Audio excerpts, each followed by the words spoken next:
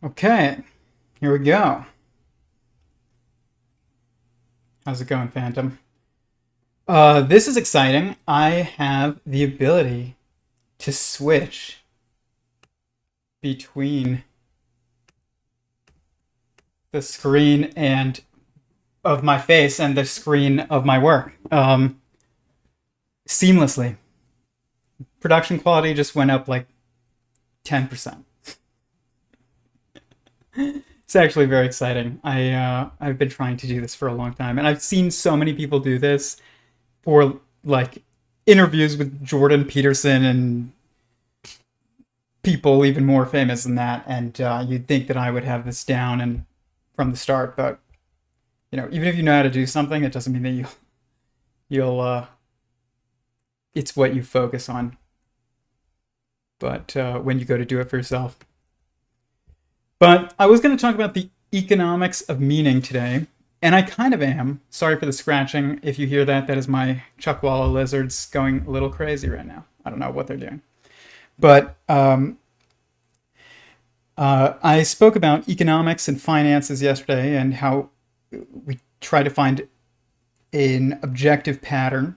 And today I was going to speak about the economics of meaning, and I basically still am, but I wanted to relate it to a little bit more topical of, current events in my life. Obviously, I'm getting married next week. So I wanted to talk about dating, and I wanted to also mainly speak more directly to the chat and get people's thoughts in the chat if you're comfortable putting it, because I've been out of the dating game for a long time, so I don't really know exactly what it's like right now, but I do know a lot of people still in that world, but I don't really talk to them about it. So I want to hear from people who are, I guess. But I want to talk about dating, the theory of everything related to dating, and because theory of everything is a theory of everything, including dating. If you watch The Portal, you'll hear, Garrett Lisi and Eric Weinstein say that a theory of everything is only to unite quantum mechanics and general relativity. It's not to explain love. That's exactly what Garrett Lisi and Eric Weinstein say. And if I had the clip linked, I would pull it up, but we're off to such a good start with production quality because I can switch between screens so nicely. Those truck walls are losing it. I might go give them some food real quick, make them be quiet. But I don't. If I do that though, then production quality is out the window. But I basically want to dispute that claim that it's not. The claim that it's not a theory that explains love. Of course it explains love. Of course it explains love. It explains exactly what love is and what it really is. It's not just what we think it is. What we think love is today is infatuation. And that is not true. That is not love. And I'm going to make kind of the argument a bit today that you can love someone in moments if you're dating. But if you aren't seeking the path of marriage with that person, and by the way, I'm guilty of everything that I criticize in pretty much everything, but especially this world. So I'm not trying to, if I appear holier than thou, know that I'm not. I've made plenty of mistakes in my life. So that's how I learn the things that I'm about to tell you. But if you claim to love someone romantically, if you're not committing to them permanently, then I'm going to argue that you don't truly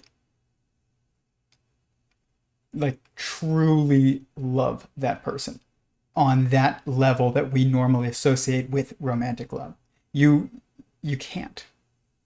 And I'm not saying this because I I'm trying to criticize people. I'm saying this because I've thought a lot about it.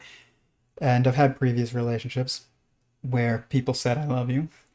But that doesn't mean that it was what love actually is.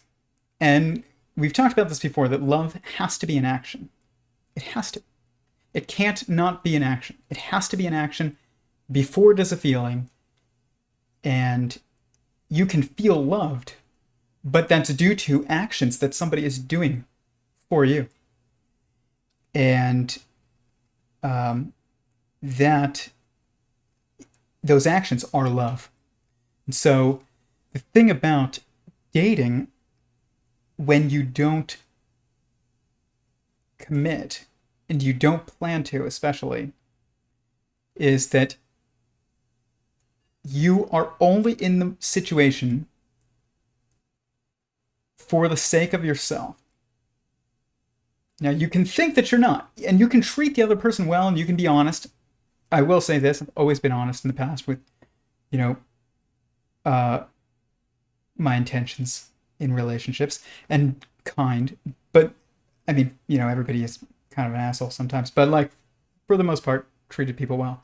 And, but that doesn't mean that you love them. Like, it's not the same thing, because you're with someone for the sake of enjoyment, not for the sake of committing, but for the sake of enjoyment. And you are purposely not committing to that person. And love is an action for someone else. It's not for you. And to date without commitment is for you. And this is just obvious. It's so obvious. It can't not be obvious. It's just we don't like to think about it. And we also don't understand what love actually is, if it is anything. If it is just a feeling, the way that we use the word, and the way that it's used in media, it is literally the same exact thing as infatuation. It's like, you might as well say, I'm infatuated with you. Like, say that to your, I don't know, boyfriend, girlfriend, whatever, next time. See how it goes. And the reality is, that's more honest. It's like, you could be like, I'm physically currently interested in you, but not enough. I don't care enough about you as a person to commit to you. And that's not I'm not criticizing somebody for not doing that. I'm criticizing continuing a relationship when you know that it's not seeking to love someone. Like, it's not. And especially, I mean, obviously there are other factors here. If you two want different things, you are obligated morally, I think, or it is your responsibility morally to get out of the relationship. Even if you're honest about your intentions, if your intentions are different than theirs, get out. Like, you don't have the ability to love that person. It's impossible, because you can't stay in it with different intentions than them. Because if you're staying in it with different intentions than them, it's about you. And love can't be about you. It has to be about someone else. This is where meaning comes from. Love is what creates meaning. Loving actions are the mode of meaning. And that's why dating is the economics of meaning. In the most objective sense, much more so, like I said yesterday, than your job or your friends. Even friends are extremely valuable, and jobs are valuable on a macro scale and personally to you, but they're not, for the most part, you're replaceable. You're even replaceable to your friends. That kind of, a lot of times, that nobody wants to say that, but it is largely true. And but family is something different. And the only time that someone who isn't family becomes family, other than adoption or something like that, is Marriage. Like, you don't become family outside. I was having a conversation recently about, is somebody that is, I've had long-term relationships prior to the one I'm currently in, never nearly as long as this. And they were, around my family a lot. My siblings have, had similar relationships. But, people will say things like, oh, well, they're part of the family. Guys, every single person that we've ever broken up with, or that you've ever broken up with, even if they did become close with your family while you were together, they're no longer part of your family. Unless you got married, and then usually nobody can get away from each other, which is kind of the point. And even if you try. But if you say things like, oh, so and so is part of the family, that's the same thing almost as when you get hired at Jack in the Box and they're like, here at the Jack in the Box family, we're a family and we look out for each other. We want to know how you're doing. It's like, really? Then how come you never call after you fire them? How come you never, continue to stay in touch really after breaking up with somebody?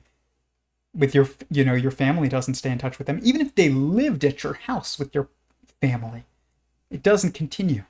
Not for, an indefinite period of time. And the reason why is because it wasn't actual love. You can love someone in a moment, but I'm talking about loving someone. Full stop. Forever. Like, if you're going to completely love somebody, it means you have to love them for their entire life. And that the exceptions are when you fail at it. Instead of, where you have few, years generally at a time or months where you're doing nice things for somebody that you're, dating. That is an exception to your life. It's not a rule. Whereas if you are committing to somebody for life, your loving actions, your supportive actions are the rule, not the exception. And I'm getting much better at looking at the camera, by the way, which is good because I hope so. I hope I'm not looking above it because now that the screen's over there, it's not right in front of me anymore, which is a little bit difficult. It's easy to talk to your own face because I can't see you guys. But when you make it disappear, like at the beginning of this, it was such a struggle. I literally had to draw a face just below the camera, and it still didn't help. Like, I tried making it more realistic, still didn't help. Doesn't help that I'm not a good drawer, but still, I don't think it would have helped even if it was a photograph. But regardless, this is what we don't understand. And in the current mainstream, especially secular dating world, and if we did, it would change the way that we dated. And I come from the secular world, came from a secular, atheistical, socially liberal, but voting conservative, family. And like that world is not one in which meaningful relationships are encouraged from the start. Kindness, chivalry, and I don't know, just being a gentleman, whatever that means. Obviously, it has some type of meaning. It just means being kind, and sometimes chivalrous. But it, like, that's not love. It's love. It's good. I mean, I guess you could say it is loving actions, but it's about the moment. It's not about a person. It's never about the person unless it's a commitment forever. I am committed to my siblings forever, despite our fights, because we are family. My parents forever, because they are my parents. And then there is the relationship with a spouse, and that is a life commitment if it's going to be a loving relationship for that person, if you're going to actually make them part of the family, you cannot do it any other way. I was thinking a lot about this is like, what is, I've been really kind of struggling way more than I thought with something. And I've tried to talk in some of the Discord discussions, not on our Discord, but on some other Discords about marriage. And it is a struggle like you would not believe. People are like, well, what is it? What even is marriage? People define marriage in so many different ways. I don't think that you need marriage. You could just live together forever. It's like, guys, why are we like so scared of the word?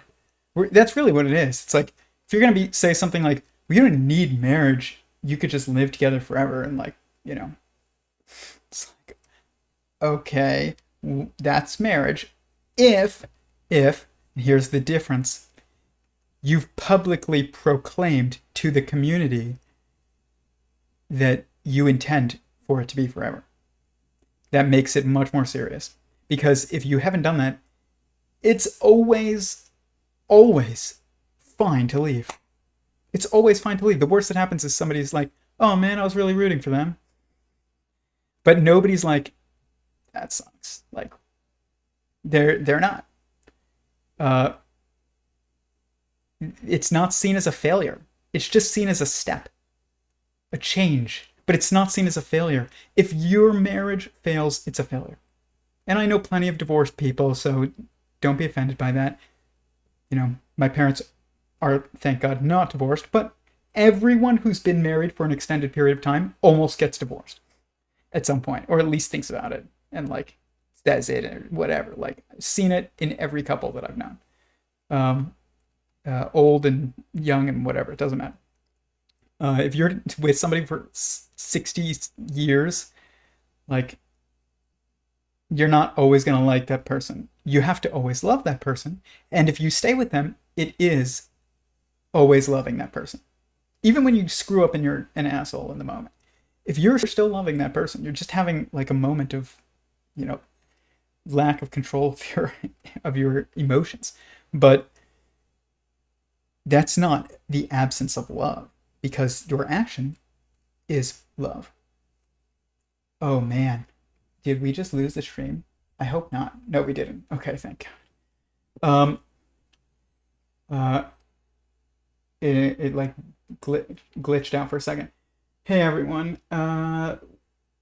Went engagement ring shopping today with the girlfriend. That is awesome. Phantom. Like, that's awesome. Like, you should be proud of that step. That is so antithetical to the mask to male nature in our current environment, with just, sexual distraction in every direction. It doesn't matter where you look. You can try and avoid it, but you can't. If you walk down the street, you can't avoid it. Guys, a bikini is lingerie. Like, we're gonna have to, like, we'll talk about that another time, but like, if you think like you're not, that like the way that we dress doesn't matter, it absolutely matters. That doesn't mean that, the way you dress excuses bad behavior from anyone towards you. That's not true. Everybody has an obligation to treat everybody well, no matter how they're dressed, obviously. But loving your neighbor as your own means also, wanting the best for them. It's a funny side tangent.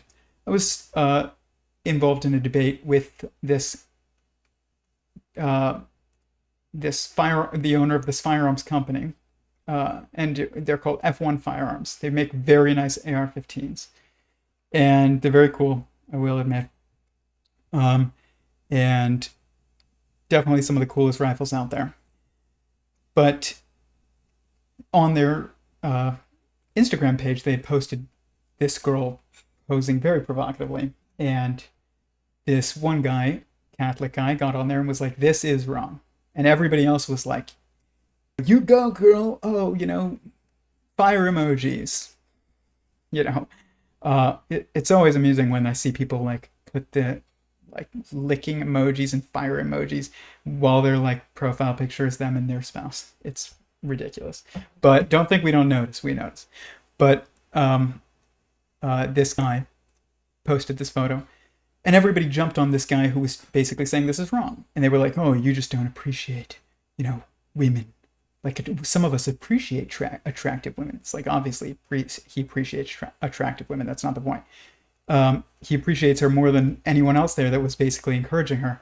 And they were all like, well, the guy, owner of firearms policy, not firearms policy, F1 firearms, said to me, that, he supports women trying to, be independent and whatever, I don't know.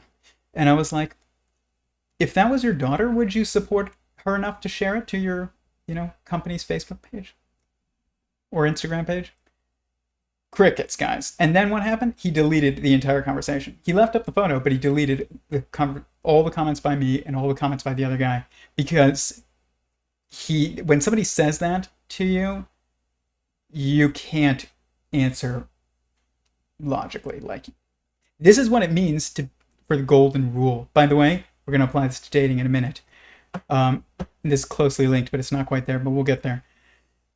The golden rule is when you treat someone else as you would your own, and as you would want to be treated, as you would want your own to be treated, your own children, your own parents, your own siblings, your own family to be treated. And you can't be for this for someone. You can be for freedom, like I'm for, freedom of everyone to choose their path, but the thing is some paths are good and some paths are not. You wouldn't be like, I'm pro people's right to do, put any substance in their body that they want. And that doesn't mean I think putting every substance in your body is a good thing. I wouldn't be like encouraging someone doing heroin because they're just, have their independence and, I don't know, expressing themselves or something.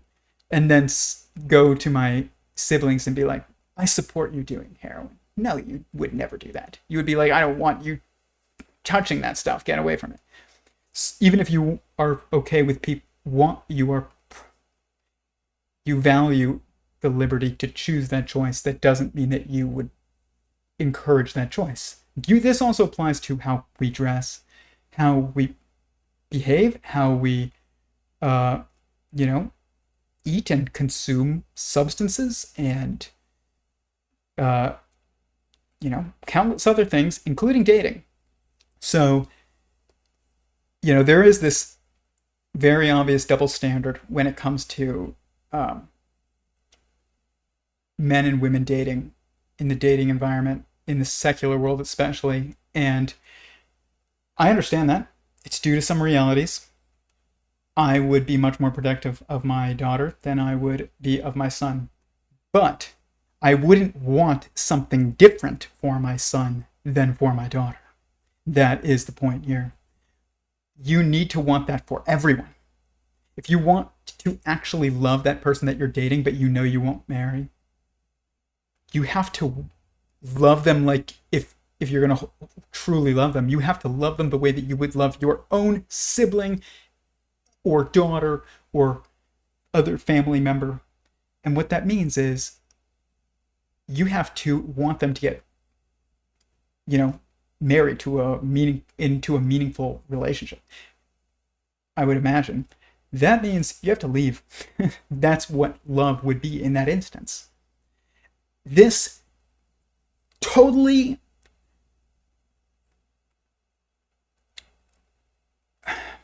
constrains how we date. It's like when you look at the universe, okay? You're looking at this structure. Wow, that was some production quality straight to the screen. That's so cool. It really does make a difference. Not making people dizzy anymore. This model is so constrained that there's only one way to make it. That's how you can even map the objective theory of everything, is because there's only one way to go. So in the theory of everything, there is always a fork in the road, but one fork leads nowhere and the other one leads somewhere. It's not that they lead to two different places. It's that one leads nowhere and one leads somewhere. There's only something. There isn't nothing. So one road leads basically nowhere, which means it doesn't go anywhere. It doesn't lead to nowhere land. It doesn't lead at all anywhere. It just, you just do not go forward. And entropy will force you backwards if you're not going forward. So this is also true of dating. This is also true of every aspect of life. And so if you aren't going somewhere forward that is the only direction to go, then you are being pushed backwards by entropy, even though you are technically staying static, absent time. You're not living in a universe where you are absent time currently in space-time. You are obviously subject to time, so you are subject to entropy, which means you have to go forwards or you will be pushed backwards. And you have to want to go forwards for yourself and for everyone else around you. That doesn't mean that people don't fail. Obviously, when you're talking about dating, you're talking about like sexual instincts. They are the most powerful instincts that we have. And I get that, as well as anyone. But we have to say out loud what is true and what is right and what is good, what is beautiful. Because if we don't, then no one, not even ourselves, can truly hold us accountable to continuing to pursue it. That doesn't mean you don't fail along the way. Everybody trips sometimes, but you continue walking. And we have to continue to encourage people to continue walking, which means stopping with the nonsense of saying, oh, marriage is a choice. It's not a responsibility at all. If you're attracted to the opposite sex, it is absolutely probably one of the most important responsibilities that you have, if not the most important responsibility that you have. Politically, economically, socially, like there is, still getting used to this, obviously. Oh my gosh, actually, you know what? Hold on one second.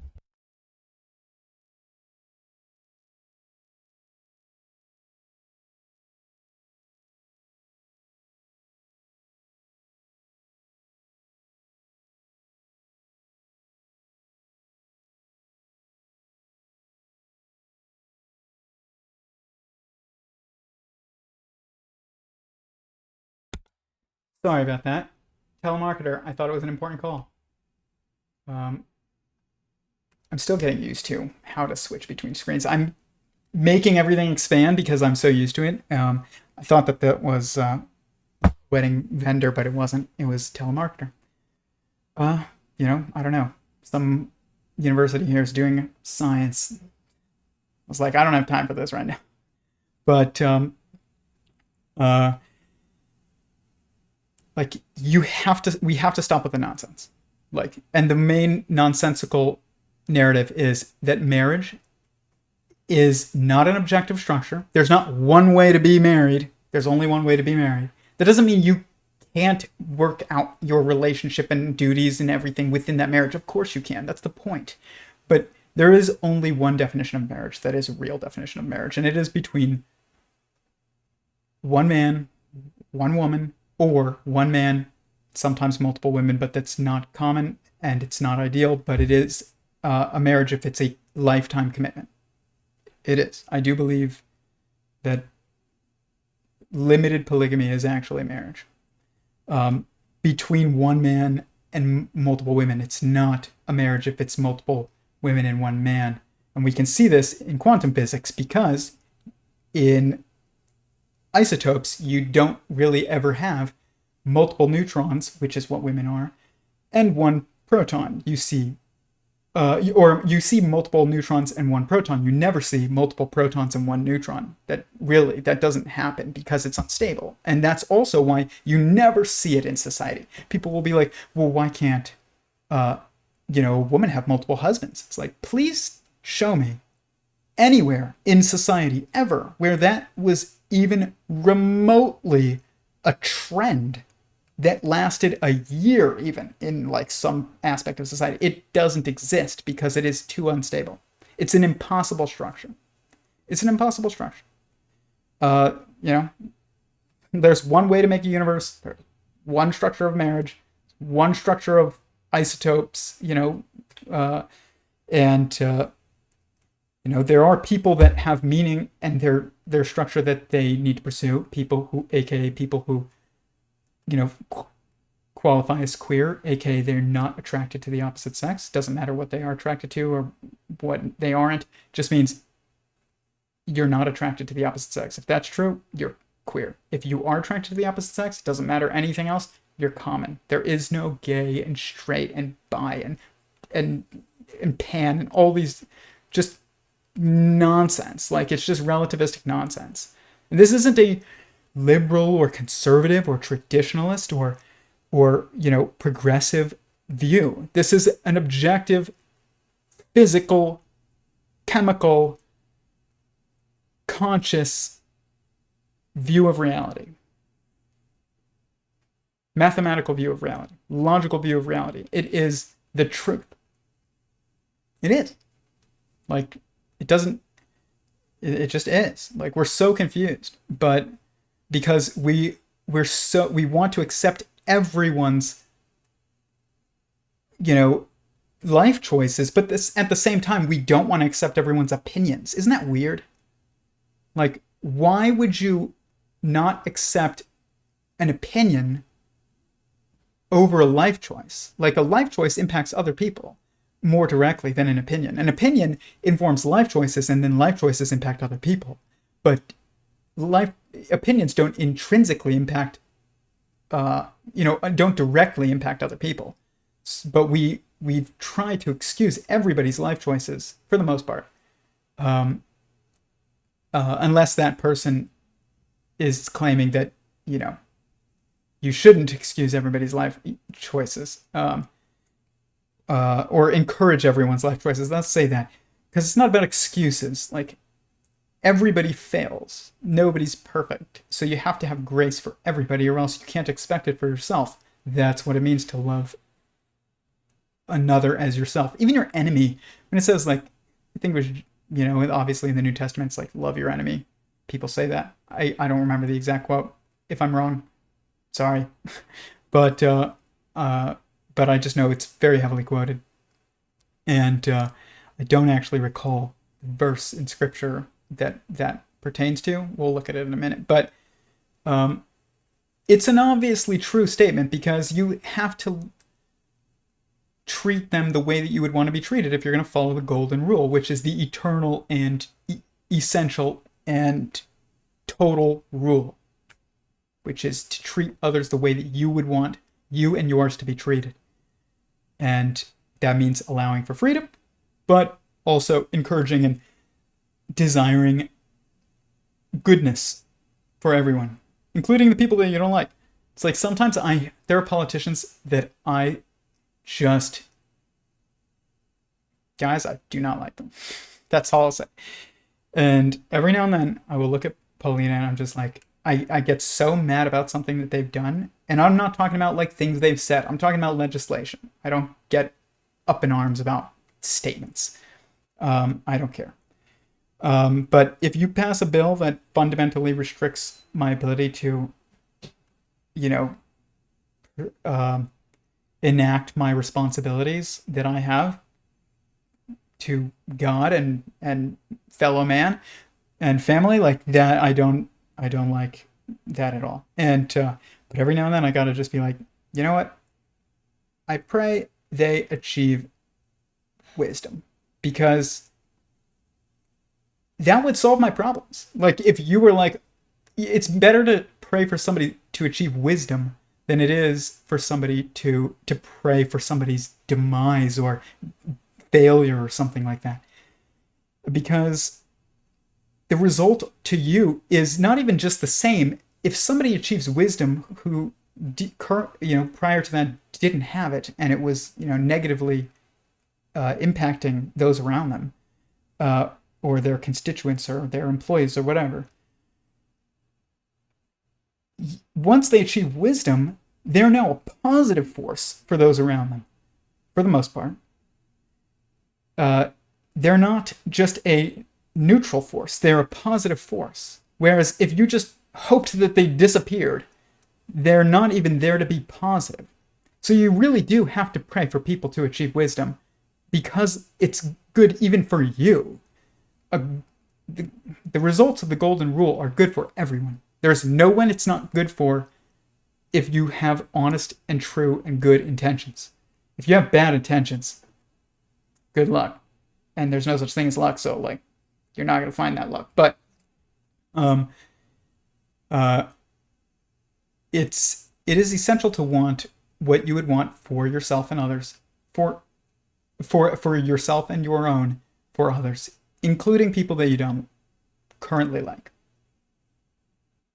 And that is tough today, because some people you can't escape because of social media, especially politicians, and mainly politicians. I don't really follow others celebrities, but it's not even politicians that you can't escape. It's the laws and the incentive structures and the lack of wisdom that's driving, bad legislation on all sides. But there isn't really any one person that is entirely good or entirely bad. Obviously, everybody's both does good and bad things. We're so consumed with that person's bad, that person's good. It's that person's evil. We'll even preface it. We'll be as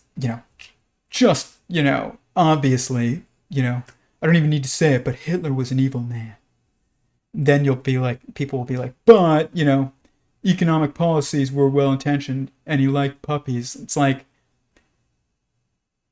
you realize now we're just, this is nonsense even topic to discuss, because what's the goal? There's no goal. The goal is now defend yourself and try and make your point, but you will miss your point because you're going to end up arguing for a person instead of a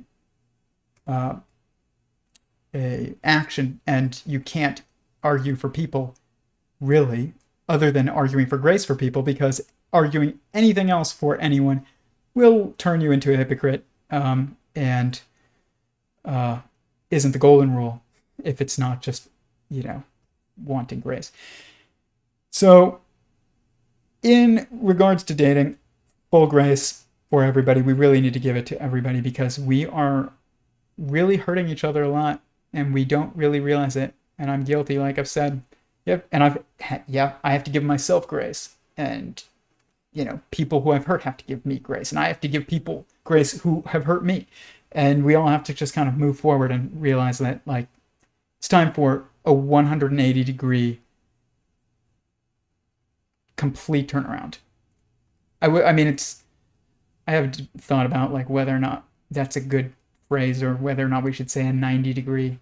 Because if you say 180 degrees, you're still on the same plane. You haven't changed really anything, because if everything is a circle, it doesn't matter if you're going this way and you come back here, or if you turn around 180 degrees and then you go this way, you're still the same thing. You end up in the same place. But if you turn 90 degrees, which is interesting because when you start looking at two-dimensional shapes, the inevitable pixel is basically a 90-degree right triangle. And Robert Grant has done work on this that's very good. And because it is an endless fractal structure. And then when you look at, 3D shapes, you get up to tetrahedrons, and that basically is it's like a nine. It's has this 90-degree aspect to it, because it's got 4, and 4 and 9 are closely tied, because you go from 4 primary perspectives to a 9, dimensional event, essentially, or observation, a 9-dimensional observation. And so that's what it should be called always. I've always said it's a 9-dimensional event, but an event is an observation. It's the same thing, but an observation is a little bit more clarifying of like that quantum of consciousness structure thing. The cube that is 490-degree angles. So, and there you go. It's like 4 and 9 are linked again, and it's you just can't escape it. But they even look alike. But basically, not even that. Like you can go even further. It's and you're like, well, 2 times 2 is 4, and 3 times 3 is 9. So, and 1 times 1 is 1. So you go 1, 4, 9. So anything times, you have to do something times itself. So 1 times itself is 1. And then 2 times itself is 4. And then 3 times itself is 9. And then you'd be like 9 times itself is 81. And when you look even here,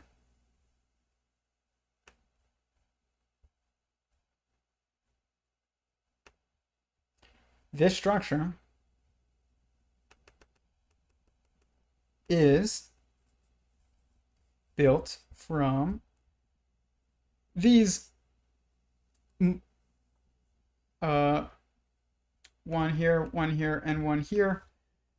Basically matter representations. Here's a gas, here's a liquid, here's a solid. And in each one of these, there is 81 quantum of consciousness. So you go from literally, you go from 1, sentient singularity,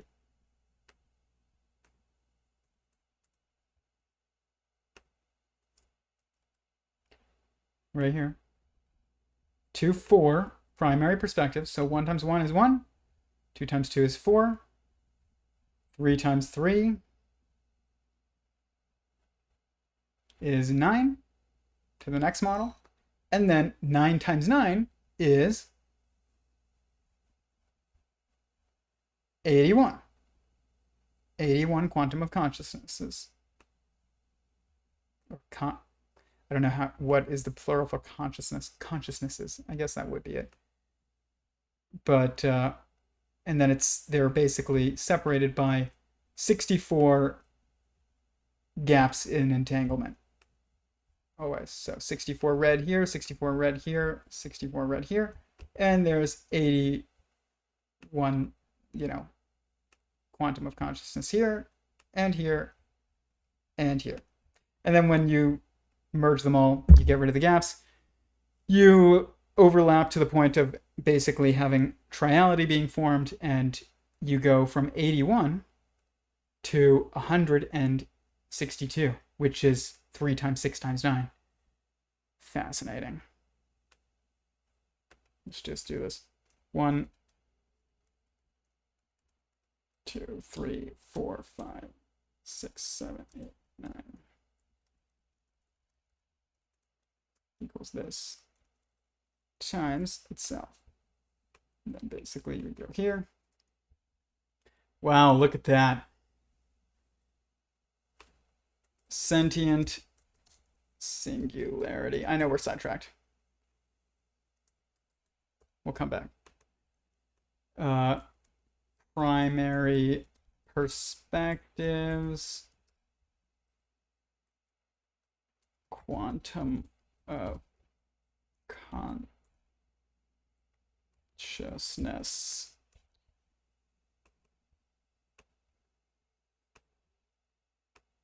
And then you jump up straight to 81. What is the sum of this? 190. Interesting.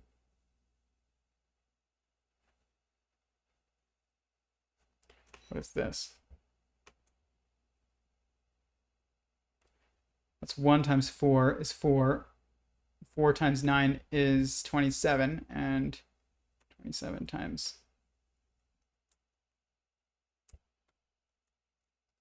I just want to know.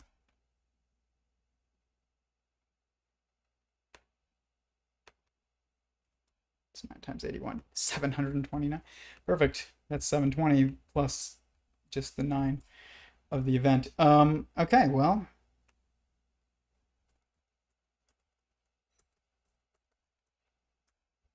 Elements, gaps.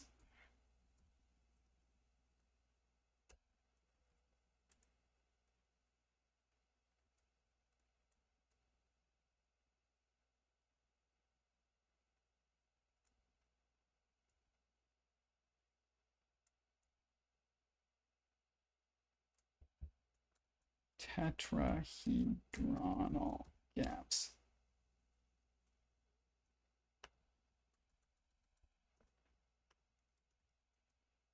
And then,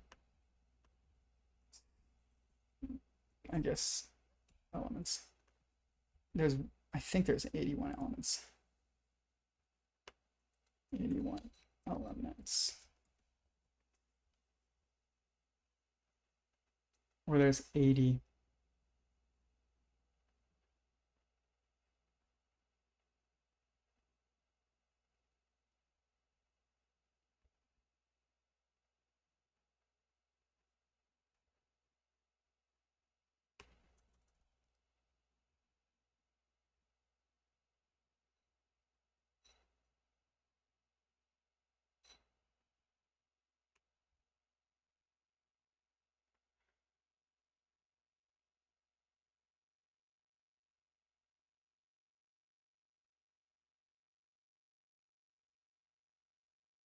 One through 82.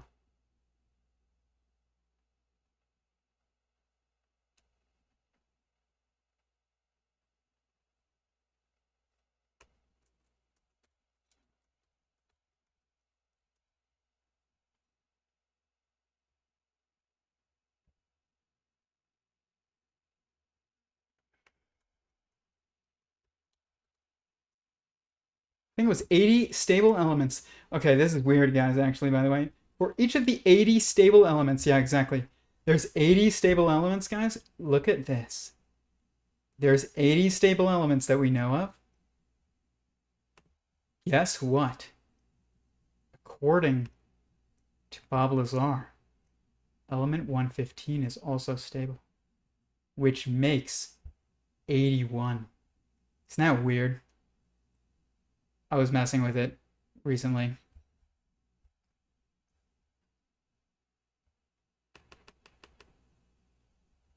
Right here. I'm like trying to figure out which one would be stable. And I think I made some progress actually. Like I have various contenders, but I think it's totally possible that this element is stable. So I'm just messing with the number of neutrons and protons and electrons to try and see mathematical stability. This is one.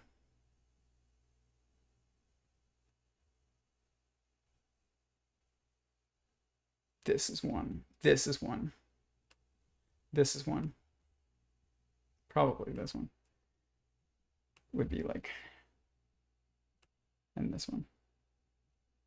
But it's fascinating. There's 80 stable elements that we know of, and then one claimed that there is basically a naturally occurring, potentially, maybe it's not naturally occurring, who knows, but it was claimed to be told to be most likely naturally occurring from a different solar system. I don't know if that's true. Maybe it was just created. Stable isotope of element 115, and it's right where the island of stability would be expected in the periodic table, which I did some research on it. Okay, let me see here. What's this look like? When you nearly die on the first date. Oh, I will talk about that story about where I almost died on the first date. I literally almost died on a first date. I never had a second date with that girl, but I love my dog. Yeah, good. You should love your dog. I love my dog too. Every day I feed her, even when she's annoying. That is love. I love when your employers claim it's like a family. It's just ridiculous. It's the same thing as saying someone is like your family who's just in a is like a boyfriend or a girlfriend. Like they don't stay around unless they turn into marriages. What do you think about prenups? Oh, okay, that's a good question. I don't agree with prenups. I think prenups, I understand why some people do a prenup, but I think that if you like part of let me bring my face up for this one. Part of a marriage is vulnerability. Like, it's very important. I've realized this a lot recently through just like thinking about it. In every way, like every way, there is nothing about marriage that isn't vulnerable. But it's also an extremely protective structure because no matter what happens, you have this like stable, person to rely on who's going to be there even when you lose the house or you get sick or you get injured or you lose your job or whatever. Like, um, get depressed. It doesn't matter. Through the instabilities of life, you have this stable um, structure. I was the best man at my friend's wedding a couple years ago, and I gave a speech. It was my first speech at a like a I mean definitely at a wedding, but at any real event other than you know I don't know, school events or something like that. And I killed it. Like, it was so good. I had the entire uh like wedding was hysterical. It was they were absolutely hysterical. I might even play it. Like, um I don't you don't know any of these people, so it doesn't really matter. I might play it. I'll think about it. But I'll at least play the sound. But I'll probably just play it. Um but I made this speech and I was like, you know, talking about how I said, uh, and this is a phrase that my family used to say a lot, even though they were atheists. My mom would say, "We make plans and God laughs."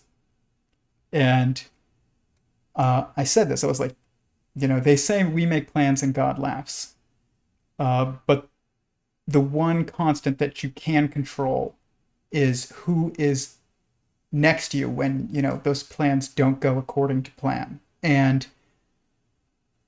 that is an extremely protective structure, but at the same time, I think that in order to get that protection, you have to get that intimacy, and you can't have that intimacy without vulnerability. Like, there is no intimacy without vulnerability, and also exclusivity. So if 100 people have experienced something with you, you can't really call it being intimate anymore, because like it's not really like a private act, even if it's not done all at the same time. And uh, intimacy is very important. There is this rabbi that we're going to look at in a minute, and his name is Rabbi Manis Friedman. He's my favorite philosophical thinker on marriage and dating and intimacy. He's just brilliant. He talks about everything that I'm talking about now, and he talks about how we have that when people are having lots of sex, but it's not intimate. It's not in a marriage essentially, um, and it's just something you do with lots of people throughout your life. It can't be intimate, and when you lose the intimacy aspect of it, he said you lose the meaningful aspect of it, which is because now it's not impactful on another person. It's just you're just kind of just like helping each other, like, or you're not even you are helping each other, but you're also using each other, usually more so than helping each other, because usually people want different things in that situation. But to basically, like, get off. I mean, we're gonna be real about it. Like, that's what you're doing.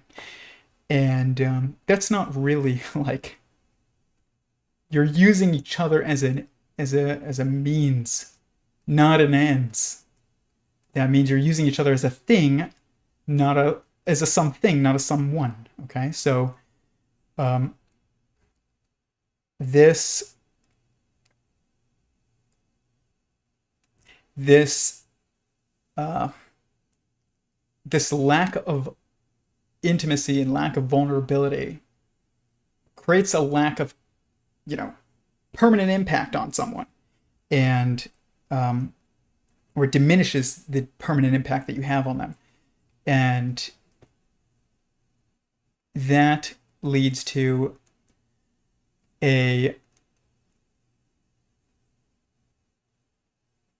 just a lack of meaning. I mean, that's a lack of fulfillment. It's a lack of vulnerability. It's a lack of intimacy. I mean, and I think that a prenup destroys that. You have to be vulnerable. You know, like you have to be like, I recognize that if I get divorced, it will make my life absolutely just horrible for a long time. And it's supposed to. I really do believe that. It's not supposed to be easy to get divorced. It is supposed to be absolutely almost impossible. Like, it's supposed to be almost impossible. Unless someone is physically, extremely abusive, basically. Or, somebody is literally, I don't know, you're so mentally abusive that you're basically just making someone prolonged. And when I say prolonged, I mean years and years. I don't mean like a year. In a marriage that's 80 years or 60 years, like a year is not a long time. You have to think about this in context also, not relatively, but in context. And so I think it is supposed to be extremely painful to get divorced. I used to be pro prenup. I was like, I'm going to be so well. I mean, I thought I'd have way more money than I have now, many years ago at this point in my life. But I also valued, chasing money and status much more back then than I do now. And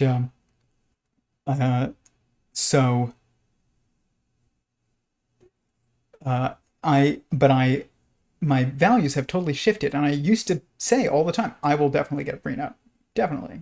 It's just practical. And the thing is that marriage, I will say this, divorce is not supposed to be practical. It is supposed to be the opposite of practical.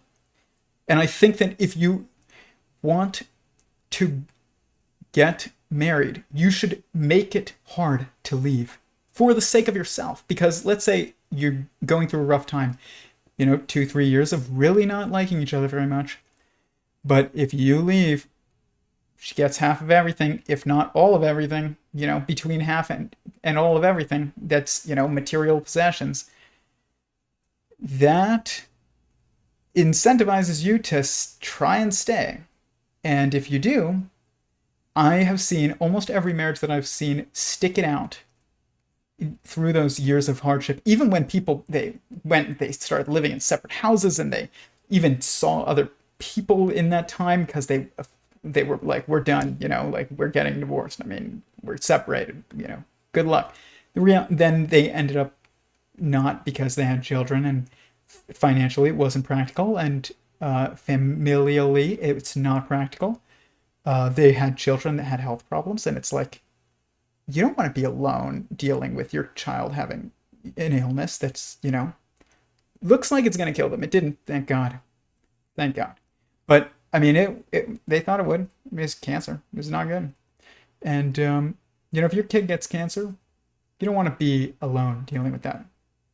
You want to be even with someone that you might not like right now, but if that came around, it's like if the aliens revealed themselves tomorrow and blew up the White House and in Independence Day, the whole world would be like, yeah, guys, North Korea, come help us out. Like, Iran, come help us out. Israel, come help us out. United States, come help us out. Like, everybody would be on one team immediately. That's what happens in a marriage, too, when things are going really not good, and then something externally outside the marriage happens that's not good. All of a sudden, you have a common enemy, I guess, and that creates a unified front. You don't want it to be easy to get divorced. You want it to be extremely painful. And in the moment, you'd be like, this sucks. I wish I got that prenup. But the thing is that the reality of that is not to say, I wish I got that prenup. It is to say, I wish I married someone else. But hopefully not. But the ideal thing would be, I wish I stayed and made more of an effort. Like, because it's always a two-way street. It always is. Especially, like, I think men have quite a bit of control, not consciously, but unconsciously, in how their relationship manifests. Um, you have to look at what people value objectively, not what they say they value, what they act like they value. It's like when you see people who are super wealthy, they say, "Oh, I want money and money and money." And then they marry this super wealthy person, and they just cheat on them constantly. And they married them for money. They didn't marry them for because they valued them as a being, for the wanted to commit to love them for the forever, as a being, not in the moment, but as a person. Uh,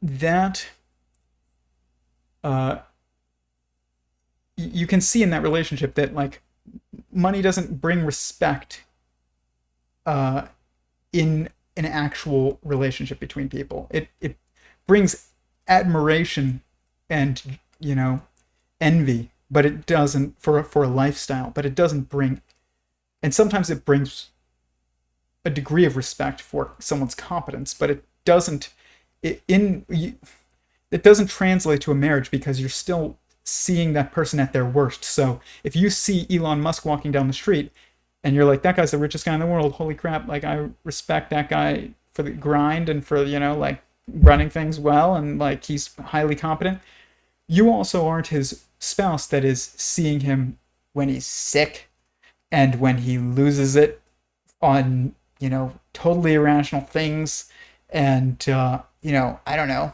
wets the bed. I don't know. Like, I'm trying to think of, like, something really embarrassing that you'll probably experience at some point if you're married to somebody for 60 or 70 years. And it's like, it doesn't matter how much money Elon Musk makes if, you see all his insecurities and faults and failures. And you do if you're married to them. So it's impossible for money and status to translate over to a real marital relationship.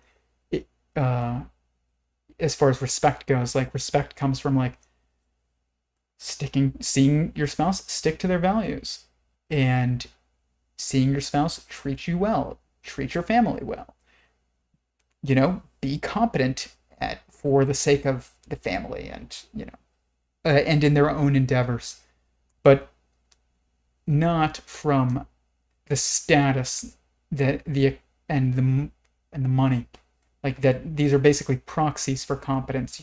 But in a real, so here's an interesting anecdote regarding dating. When Paulina and I first started dating, we had been dating for a few months, and this is a great story, actually. And I had a moment that I was losing it, because I had locked my keys in my room. Okay, I lived in this house, and my roommates were always leaving the door open, and I didn't want, if somebody had come in, or there was a party, or people were over who I didn't know, I didn't want them to be able to get into my room. So I installed a lock on my door. And I had accidentally locked my keys in my bedroom, and we needed to go somewhere, I forgot where, but we were, like, late. And it was an important appointment. It wasn't like we just wanted to, I don't know, go to the park or something. We were on a time constraint. And so I'm losing it, and I want to basically bust the door down. And I actually did end up doing that at a different time, where I locked the keys in there and I couldn't get them again. And we were on a serious time constraint again, and I did bust the door down, which was not as easy as you would expect. But I did do it. But this other time prior to that, I was so upset, but then I realized that I had a spare in my backpack, and I crawled onto the roof after I took this metal pole that I had found in the junk of the backyard and bent it into a hook, and then I strapped it to this long pole, and then I climbed up onto the roof, and I had a little tiny part of the window that I could reach my hand into that was like this big, and I reached the hook into the room, and I hooked my backpack, pulled my backpack towards the window, went into my backpack without looking because just your arm is in there, got my spare key out, and then came down and then unlocked the door. Guys, she was so impressed.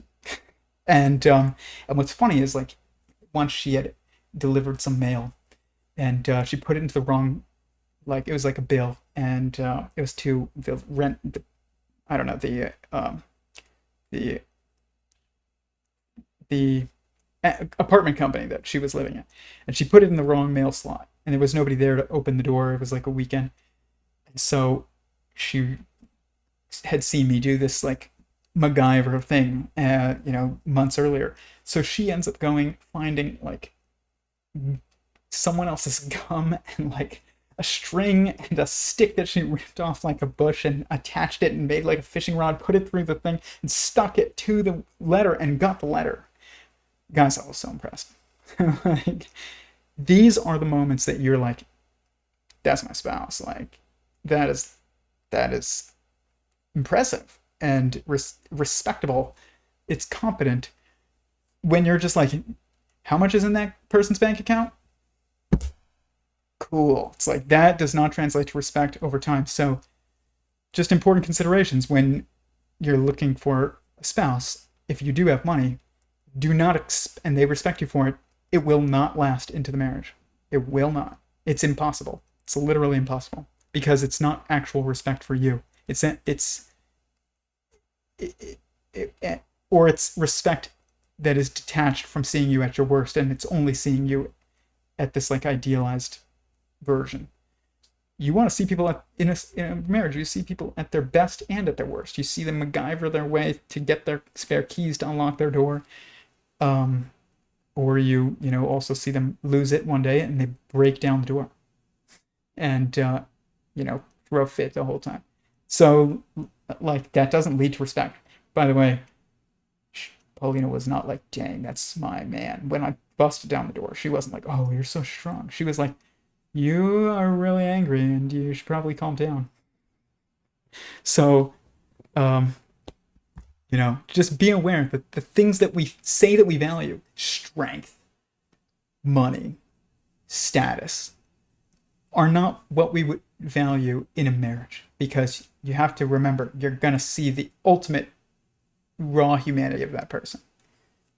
I mean, you're going to see them lose it. I mean, physically and mentally as you get really old. And you're going to do that together. And like, talk about like, you're like regressing together. That is a intimate. Growing old together is probably growing old together and having children is probably the two most intimate things that you can do with anybody. Growing old together is very intimate. Like, you have to confront so many compounding, I don't want to say failures, but like, I don't know, just a regression of competency with each other. That is not something anybody wants to do in a single moment, let alone, for someone else to see for the rest, for years at a time. But you also don't want to be alone going through that either. More so than you would want to hide it. You would want to have somebody to, be there through that journey. So I don't agree with prenups anymore. I did. And I will admit, they are practical if you're planning on getting divorced. If you want it to be easy to get divorced, it's practical. But if you don't want it to be easy to get divorced, it is not probably the right choice. It should be divorce should be one of the most painful things that you could ever experience. It should. If it's not, then marriage is not marriage.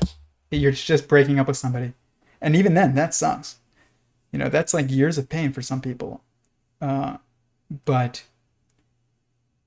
like it shouldn't be that for marriage. It should be your whole life, from economics to family to your job, to every aspect of your life should be completely turned upside down and essentially like flipped over and required to be rebuilt if you get divorced.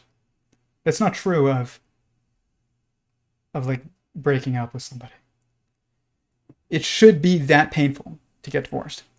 It shouldn't. If it shouldn't be that painful to get divorced, then it shouldn't be, then it can't be that meaningful to stay together. Like, it's an interesting thought, though. I'm glad you asked the question. It's a very important question. I haven't thought very much about it, honestly, recently. I used to when I was younger, when I was an atheist, self-described atheist. I would have definitely said prenup is the way. But thinking about it now, like a week before my wedding, I have no desire to get a prenup. And I didn't even really think about it much. I think it crossed my mind a couple times. I don't have enough. I have no money. I have debt. Like, she has debt. I have debt. What are they going to take? But, and even if you have millions of dollars, it doesn't matter. It doesn't matter. Like, vulnerability is part of it. If you're a billionaire and you are getting married, prenup is still wrong. It is. It just is just way more essential to really understand, if you're in that position, what to look for in a partner. And if you don't know what to look for, then it doesn't matter whether or not they take half your money or not. Like if you got the money, you wouldn't care that much. You would think that you would, but I really don't think so. Like, the thing that impacts people the most from people who are divorced that I've seen is when, there's fights over children. That is something that makes people so emotionally distraught. But if somebody takes all your money, you'll be pissed, but you're not going to be like, I am losing my meaning because you took my money. No, you can't really be like that. And if you are like that, then you're lying. It's a lie. And like, the problem isn't that you should have, figured out a way to keep the money. It's the problem is that you're misplacing your value in that money. So like, but children are a different thing. So like, very different. So I don't agree with prenups at all. I actually think that they are antithetical to the idea of marriage. I've never said that, but it kind of seems like that right now. After 60 years, you may have had a few bad months or a few bad years. Oh, a few bad years. Dude, I watched my parents have bad years. I watched people who are far older than my parents have bad decades. And they still made it through. And now they're like teenagers again. It's amazing. They go camping more than they went when they were kids, probably. They do everything together. And I watched them like see other people and move out, and like it taught me a lot to watch that. That's why I don't approve of free clean needles. I do approve of free clean needles because I had an egg-bound snake once, and I mean, I don't say free, but you should be able to buy clean needles. Shouldn't get them for free. I don't agree with free clean needles, but I do agree with being able to buy a needle and syringe. I needed one because I had a snake that got egg-bound, and when a snake is egg-bound, sometimes what helps, and this did help, it saved the snake's life. You take a needle and you put it through the belly of the snake and you suck the yolk out of the egg and you make the egg smaller, and then it can pass the egg, and it saved the snake's life. But it took me so many calls to every pharmacy and veterinary, clinic within, agriculture store within 100 miles before I found one. And I still had to have a doctor family member call a pharmacy and explain to them the situation of like, this, family member of mine has a snake that's very sick, and they need this gauge needle, which is like a big gauge needle. And I should have been able to, and I went and bought it. It wasn't free, but you should be able to buy needles when you need. It's literally, and it's such a fundamental tool. I've thought about it so much since that moment. Like, I watched this show with Paulina for a while, Outlander. I don't know if you've seen it. It's very good. It's very graphic. sexually and violently. But there, in this, she travels back in time and basically like she brings a syringe with her as one of the things that she brings, and it was like a huge. Uh, the difference between having it and not having it was like, a scratch leading to life or being a life or death thing. And if you didn't, when she lost it, it was like it made their lives so complicated sometimes, and it would. But when she had it, it was made things that would normally kill you potentially in that era not that big of a deal. And it's just such a fundamental tool, a syringe and a needle and syringe. The fact that it is restricted because some people use it for heroin when it's also used for every single other intravenous drug that's medical is just ridiculous. It just shows how broken our politics are. But yeah, I don't agree with free needles, but I do agree with being able to buy clean needles whenever you want. I mean, if you can buy a pocket knife, why can't you buy a needle? It's stupid. It's unheard of for a society and the only actual examples, ended in disaster fairly recently. Oh, like I'm guessing they're talking about multiple men and one woman. 4 times 9 is 36. Interesting. Good observation. That makes perfect sense. That makes perfect sense. Hurry up and stabilize it. We need some UFOs. Dude, I'm working on it. They're gonna hack my computer if they haven't already. Elon's wife kind of creeped me out talking about AI and communism with the poster of the main villain from Berserk behind her. Yeah, I don't know if they're married, but they're basically married. They have kids together and live together and stuff. But he had a previous wife that he married twice, and then he had a wife before that had ended in a horrible divorce that like was all. I don't know the details of it, and I don't have to, but I just know that it was widely known as extremely ugly. And they had 6 boys together, 6 kids, and then now he has another boy, I think. So he's got 7 children, all boys. That's crazy. And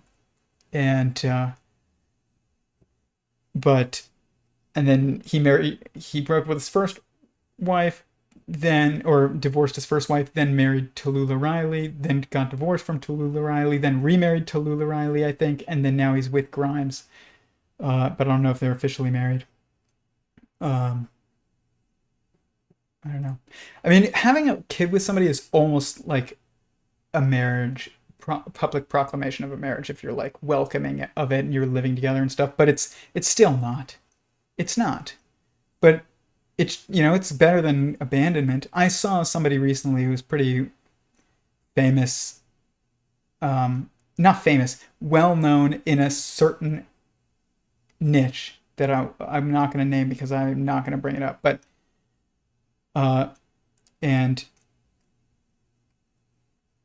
there were a girl, and I saw that they were pregnant, and I know that they were seeing somebody for quite a decent amount of time prior to that. I didn't know that person, but I know that they were seeing them.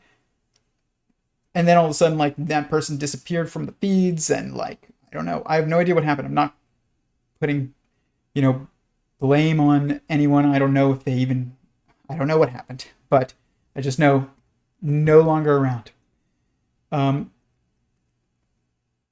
And I feel so bad.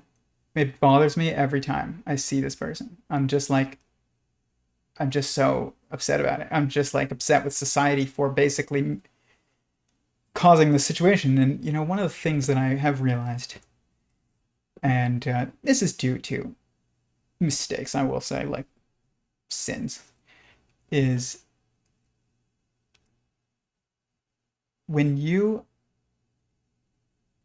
are sleeping with somebody who you don't want to marry, if you have a kid with them, it is the worst thing in the world in your mind. It is the scariest thing in the world. It's crazy that like such a blessing, the best blessing that ever could be bestowed upon anyone, literally, is the worst thing that you can think of. And it causes situations like this.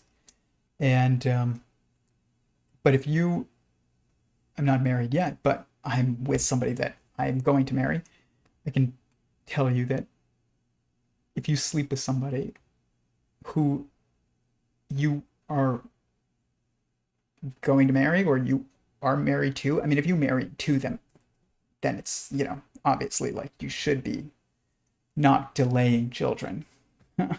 But uh, but if you are with somebody that you aren't, that you do plan on marrying even prior to marriage, it's just not nearly the fear. That doesn't mean you should pursue it. Like, you shouldn't. Until you get married, you should not have kids with people. But ideally, obviously, things happen, but you should avoid it. And that's the point, is that, like, sex is something that is supposed to be intimate. It has consequences that are the most drastic consequences that you can have. It can lead to blessings that are the most impactful blessings you could ever achieve in your life. There's no moment that is more, I guess, satisfying to your sense of meaning than having a child.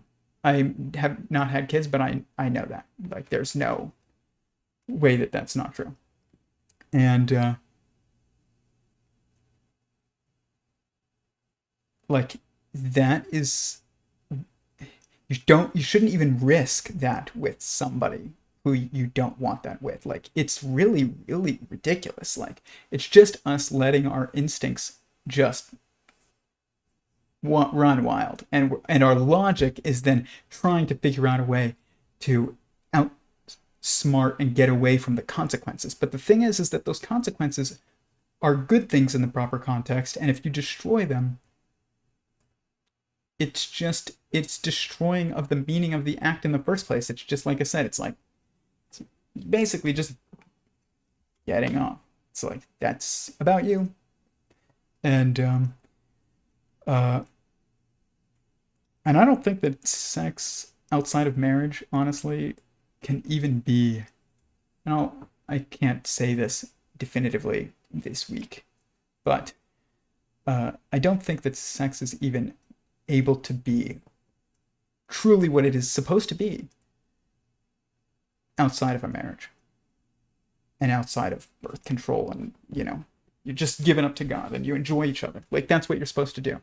It's not supposed to be, and I've never experienced that. Like, I don't, and nobody has if they're not married. Hopefully everybody who is married has, but if you're not married, you have not experienced real sex. I really believe that. It doesn't matter what forms of birth control you take or anything like that. It all changes the experience. It all changes everything. Like, it diminishes the meaning of it.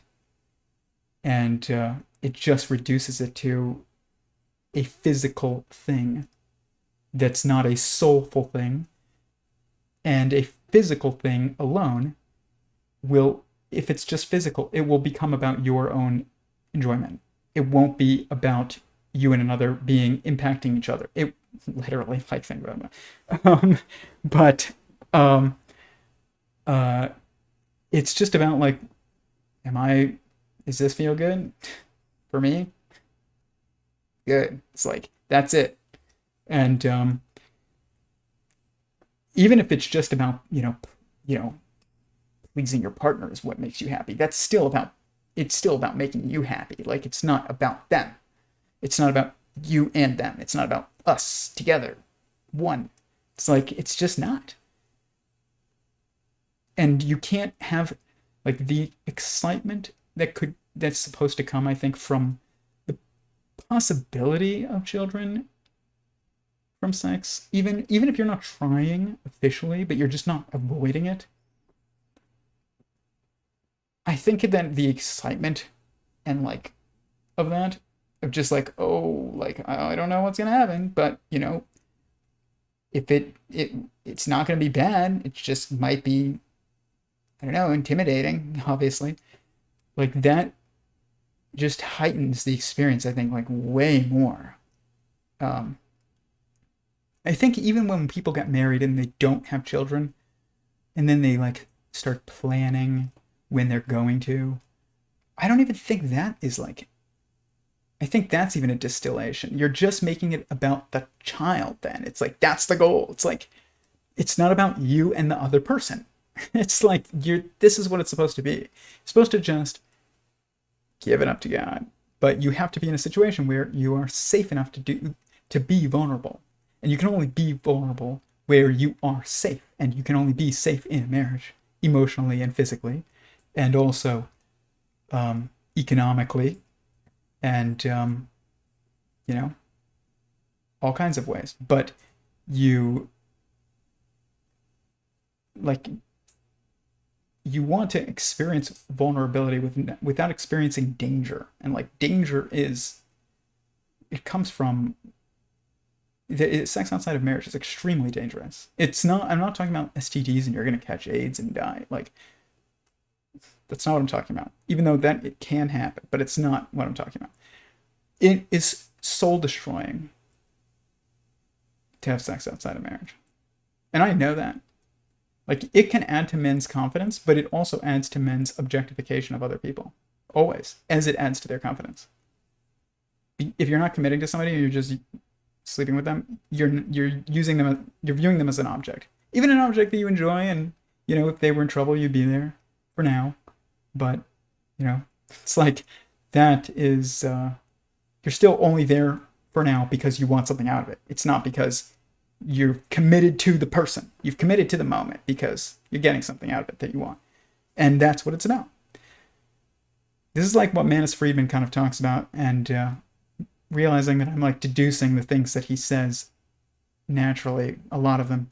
I'm not trying to repeat them. It's just kind of like occurring, which is good. That's like means you're on the path, not the right path, the only path.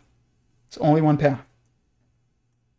Like, I guess like I really am going to give more thought to that idea of like a change of direction is 90 degrees. It's not 180. But because then you change paths, like, or you change its actual direction. You might go from not being on a path to being on a path. You can't go from being on a path, from not being on a path to being on a path if you just go backwards. So like going, 180, it's like 180. Why would we just go backwards? Why wouldn't we just alter the direction that we're headed, but still continue forwards, which would be like 90 degrees? It's like, objectively, in the theory of everything, there's only like parallel and perpendicular. There isn't really anything else. So you got 180, 360, and 720. And then you've got like 90 and I don't know. What else is 90 times 3 is 270, which is 720 reversed almost. It's interesting. But regardless, let's hear this. I do feel for people dating these days, men, you have an enormous task. I mean, we all do. I mean, you don't escape it by getting into a marriage. There is temptation everywhere. And it's not even temptation, it's distraction. That's what it is. It's not even temptation. I don't even want to say, it's tempting. It's like, I have no temptation to go be with somebody else. Like, I just don't.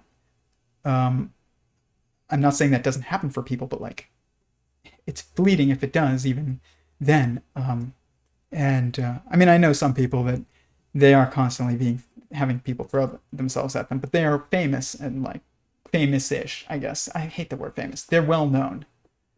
They have big followings. But,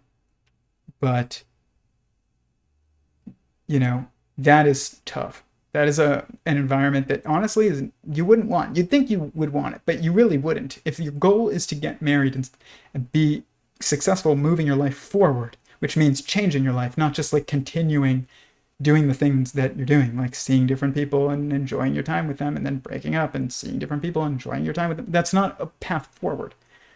Path forward is growth. How do you grow? You grow sentient beings. How do you grow sentient beings? children. When do you want to do that? In a marriage.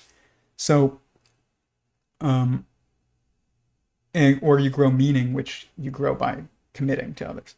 So, which is also in a marriage. But you'd think, you'd look at some guy and you're like, that guy, and in high school, everybody knows that guy that's like, every girl wants him. It's so easy for him. It's almost like he is like a girl, because like girls have endless suitors no matter what. Doesn't matter what they like look like. They have to be, it's their pickiness that causes them to not have suitors. Whereas like men, that's not so true. Like men actually have to, because men have to pursue, we don't get pursued. We do get followed, but we don't get pursued. We have to pursue first. And so because of that, if you aren't in a situation where you can do that well enough to, be successful, then you're just going to experience a lack. And like, this is why it's important. Marriage is important too, because here's the thing. Like, I told my sibling this. I was like asking him if he's going to marry his girlfriend. He's like young, and not that young, but he's far younger than me. He's young to me. And you got to let people figure things out on their own, but I'm asking him questions that I was never asked. I mean, I grew up in a house where it was encouraged to see different people. It wasn't encouraged to, sleep around, but it wasn't, and like I said, it was always encouraged to treat people well, but like, it was encouraged to be like, you got to know what you want before you get married. It's like, no. You've got to find somebody that you get along with outside of sex. And then you learn how to get good at sex together. Like, that's the point. You don't go find somebody that's fantastic at sex. That means they have lots of practice with other people, and it's not that intimate for them then at that point. Not always, but like, that's a trend. It's a real one. So you want to find somebody that your goals are aligned. You want this type of life. You want, these are the things that are important to you, and they're core aspects of what you want out of life. And if you're aligned on that, then that's the person that you choose and you commit. And you have, especially as a man, like I said, distraction is everywhere, and it triggers little things in little instincts in your mind that's like, no reason to commit now. There's no scarcity. Like, there's always someone younger, better looking, wealthier, smarter, funnier, whatever. That's true of men too. So, but, so men in a lot of like these men's rights or MGTOW groups or leaning groups and things like that. And I understand why they're upset, but, there's a lot of like, well, women are hypergamous, and, which means like you'll give up this man because he doesn't have as much money as this man, or he's not as attractive as this man. That means that's not what's really happening. It's that nobody's providing value to anybody, so everyone's focusing on fake value. So fleeting value. They're focusing on sexiness, which is something that is attractive momentarily, not something that is eternally attractive, which is beauty. And sexiness is something that is like impressive. Beauty is something that is symmetrical, balanced. Whereas like sexiness is overcoming imbalance, which is like, it's the opposite of beauty almost.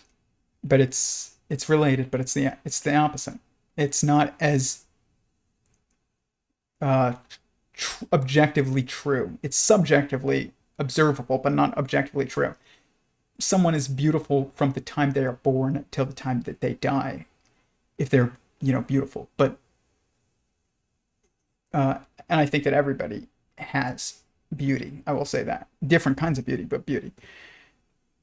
Whereas, like, sexiness is just this particular time where, like, baby making is, like, most ideal. And it's purposeful. Like, nobody is sexy at 90. And nobody, I mean, obviously, unless you have issues that you gotta, demons you have to confront, nobody is supposed to be sexy at 90 or at 2. Like, but you can be beautiful forever. And you do have beauty forever. Everybody does. So this is the difference between beauty and sexy. They're not the same at all. People aren't, they don't know what beauty is. They're pursuing sexiness. Sexiness captures everybody's attention. Beauty is like something that sometimes it can almost be unnoticed, but then you notice it and it impacts you, versus like sexiness is something that you can't help but see, but its impact on you long term isn't there. Like, it doesn't impact your soul. It's just like in a positive way. It's just like, oh, instincts. It's different. So you got to pursue people that you find beautiful, which means like you like who they are. But because men aren't MacGyvering their way out of situations, and they're not learning skills that are impressive to women because they're not something that comes easily to women. Like, if you want to be an impressive man to women, figure out how to do something that doesn't come easily to them, like building things and stuff. Like, some women can build, but that's not the point. It's not the rule. And, how much weight you can lift doesn't matter to women. It doesn't. It literally means jack shit in a real relationship. Same thing with money. Same thing with looks. Like, whether or not you look like a model doesn't matter to women. It matters before you get into the marriage, and then after the marriage, it doesn't matter at all. And we need to know what to focus on. You need to focus on beauty, not sexiness. But we don't know what that is, so we're focusing on sexiness. So when people are like, women are hypergamous, it's like, no, women aren't seeing value in men because men aren't committing. Remember, men are the leaders in dating environment. If men aren't going to commit, then women aren't going to commit either. Why would a neutron commit when a proton won't? A proton has to commit first. It is the active force. Then the neutron is the reactive force. It commits after the proton commits. But if the proton never commits, and you date somebody for 10 years, or 5 years even, and we dated for 6 years. We're getting married on the 6th anniversary of our first meeting. So that's way too long, guys. But we also had quite a theological journey that we went on and that we needed to figure out. And it wasn't because I just couldn't decide. I decided the night I met that girl. I literally said it to my brother on a phone call, like after the date. I was like, I think I might marry that girl. I didn't need 6 years to figure out whether or not I would marry Paulina. I needed 6 years to figure out God. That's what I needed. But if this isn't an issue, like for you in your relationship, where person is very close to God and the other person is, still not there. Like, if that's not the case, then you just need to find somebody with aligned goals, and you'll know within like 3 months. Definitely within a year. Like, you will know whether or not it's somebody that you should marry. There's no reason to hold out beyond that. None. If you work well together as a team in a year, marry them. Like, there's always someone better looking, younger, richer, smarter, funnier, faster. It doesn't matter. That's not the point. Like, because that's true of you too. You have to remember the golden rule. So you want to be treated the way that you want to treat others, the way you would want to be treated. You wouldn't want somebody to leave you because there's somebody younger and better looking and smarter and faster or whatever, richer. And if you don't want that, then you can't do that to them either. This golden rule thing is it is the golden rule. Like, it's amazing. It really is like the distillation of all morals in one, but it has to be really like understood well. And you have to contextualize it to get the full depth of value, which is just infinite. Because it can morally guide every choice. It's like, you can use the golden rule to decide how to dress, how you should dress. You can use the golden rule to decide how you can date, or you should date. You can use the golden rule to decide how you approach things at your job, how you approach things in contracts, how you approach things with your family, how you approach things with your friends, how you approach things with the person on the street begging for money, how you approach things with your enemies, your ideological enemies. I won't even say your personal enemies, but your ideological enemies. If people's intentions are honest, at least, then you just can be ideological enemies, but you shouldn't be personal enemies.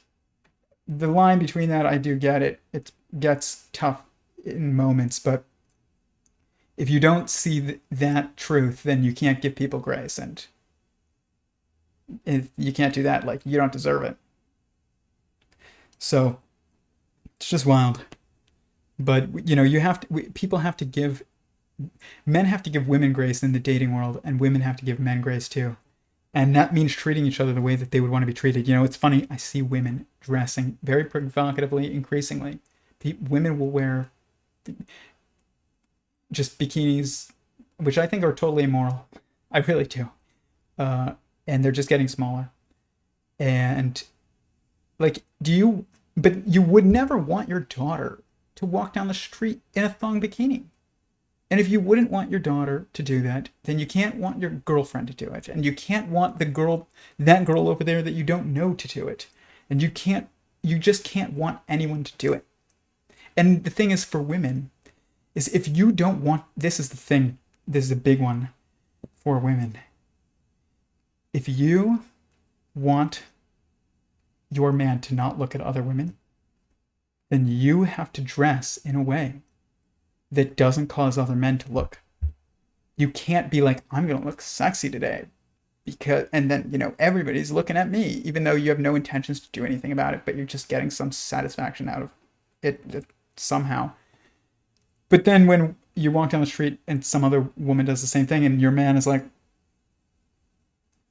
and then you're like, it's like, you have no right to be angry. No right if you do that. And that's the golden rule for how you should dress yourself.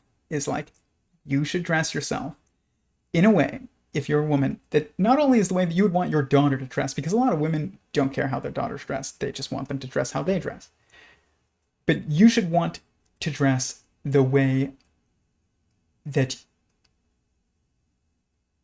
would elicit the responses from men that you would want your man to have of other women. Simple as that. And,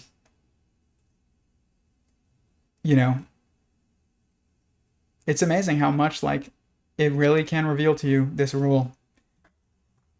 And like I said earlier, if you wouldn't want somebody sleeping with your daughter who was never going to marry her, even if they were honest about it. Like, you got to give them grace too, because everybody's in this weird, everybody's flawed and everybody's in a shitstorm of, moral relativity. But if people are honest, then, like, you especially should give them grace, even if they're wrong. But you can't want to date people who you wouldn't marry, if you wouldn't want, or sleep with people who you wouldn't marry, if you wouldn't want people to do that to your daughter if you're a man. Like, and everybody fails, like I will say, like I said before, I'm guilty of all of this, but we have to talk about it out loud, or else nobody's going to know which way is up. Like, we need to orient, and that means, like, calling out the directions. That is the way. Over there. Let's go together. We might fall, but, like, we'll get back up and continue. Like, we need that. We can't just be like, you know what? Marriage is an intensely personal choice. Having children is an intensely personal choice. This is an intensely personal choice. It's like, but then it's like, people will vote and they'll be like, I did my Civic responsibility. Voting is the least important civic responsibility that you have. It's literally the least. It's like the money of rights. It is a means to an ends. It's not an ends to itself. And it's a very much it's like indirect means even. It's not even a direct means. Like the ability to legally defend yourself or speak what you need to say. Like this. Like YouTube will censor this. Go to sentientsingularity.com. Scroll down to the bottom of the homepage, sign up for my email list. They will kick me off for talking about this.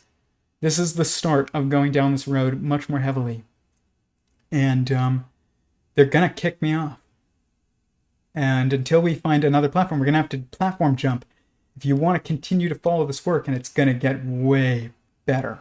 It's already getting better. But after marriage, it's going to increase my wisdom so much, and that increases the amount of wisdom that I can bring here too. So like it's about it. There are a few things in life that bring more wisdom than marriage, but like this is going to be work that's censored because people don't want people saying, yeah, like we should have the right to do what we want as long as we're not directly hurting others. But we should also acknowledge that, like, if we are not directly helping each other, then we are indirectly holding each other back. And due to entropy, due to time, entropy comes into account, and we are now hurting each other. We're not just holding each other back, we are hurting each other. Because now we're going backwards. And that is harm. That is, harm. So we need to change how we date. I'm watching young people that I know that are, close to me really struggle. Really, really struggle. And the thing is, though, is at first I was like, I can't imagine what it's like to date in this environment today. It must be absolutely seemingly impossible to form a meaningful relationship. I actually don't think that's true. I think that we need people to start, especially men, to start leading other men and telling them, that is the way, we need to go that way together. We're going to fail sometimes, but we should continue trying to go that direction. If we can't do that, then this isn't easy. But if we can, then it is. It is. Dating is always intimidating, but sometimes, especially if it matters to you, the outcome. But which means like it's a meaningful encounter. If dating isn't something that is intimidating to you, then it's probably like you're not doing it right. Like it should be intimidating to some degree, because it's like this matters. It should matter to the rest of your life how these encounters go. At least some of them, or at least one of them. And so I don't know. We will never identify a moral path politically, morally, romantically, maritally, familially, physically, chemically, biologically. I mean, we'll never identify the path if we can't say it, and we have to say it. So subscribe to sentientsingularity.com. I won't spam you. I will only email you if we get kicked off.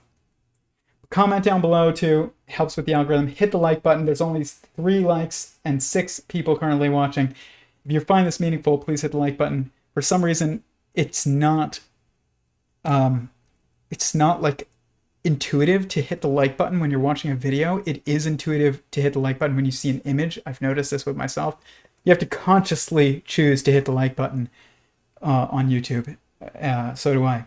And support the creators that you support, because like there's as much as there is an abundance of content right now, there is a scarcity of content that's truly providing the objective direction to move towards. I mean, there are people that are, and there's content that is moving the needle. You see people like, everyone is moving the needle. Okay, like you have people on the right moving the needle towards the correct direction. You have people on the left moving the needle again towards the correct direction, and also both of the people on the right moving it away from, the direction, and people on the left moving it away from the direction. But we need somebody to just lead the direction. And we need multiple people to do it. It's a movement is not one person. Your arm moving is not one person. It is you that is the leader, but every other cell needs to do its part, or else that movement doesn't happen. If your cells don't join the movement, literally, it doesn't matter that you're not a leader. Then you can't lead. Like, who are you going to lead? A leader is not a leader without people following the leader. And then people follow those people, and everybody that sets an example is a leader. There isn't just one. Everyone who sets an example is a leader. I mean, everything in the universe starts with one. There's one existence, there's one God, there's one consciousness that it does make up everything, everyone that exists. But there's also multiplicity within that. So, and everyone can be a leader, but you have to go down the path to be a leader. Like, if you're like I'm not trying to be critical of people, but I'm going to use him as an example. But what's his name?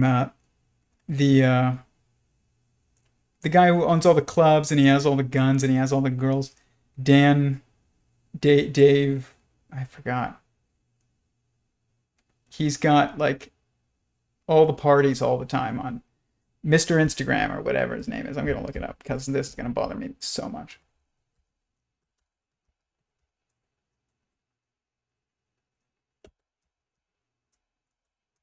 Mr. Instagram. Who is that guy? I mean, he's probably not Mr. Instagram anymore, but he was called that, I remember, at some point.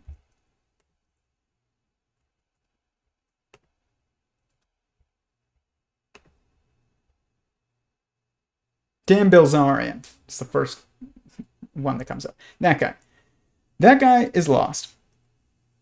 And I'm not criticizing him as a person. I don't think he knows which direction to go, honestly. And when you don't, then you default to all the things that his brand is made of.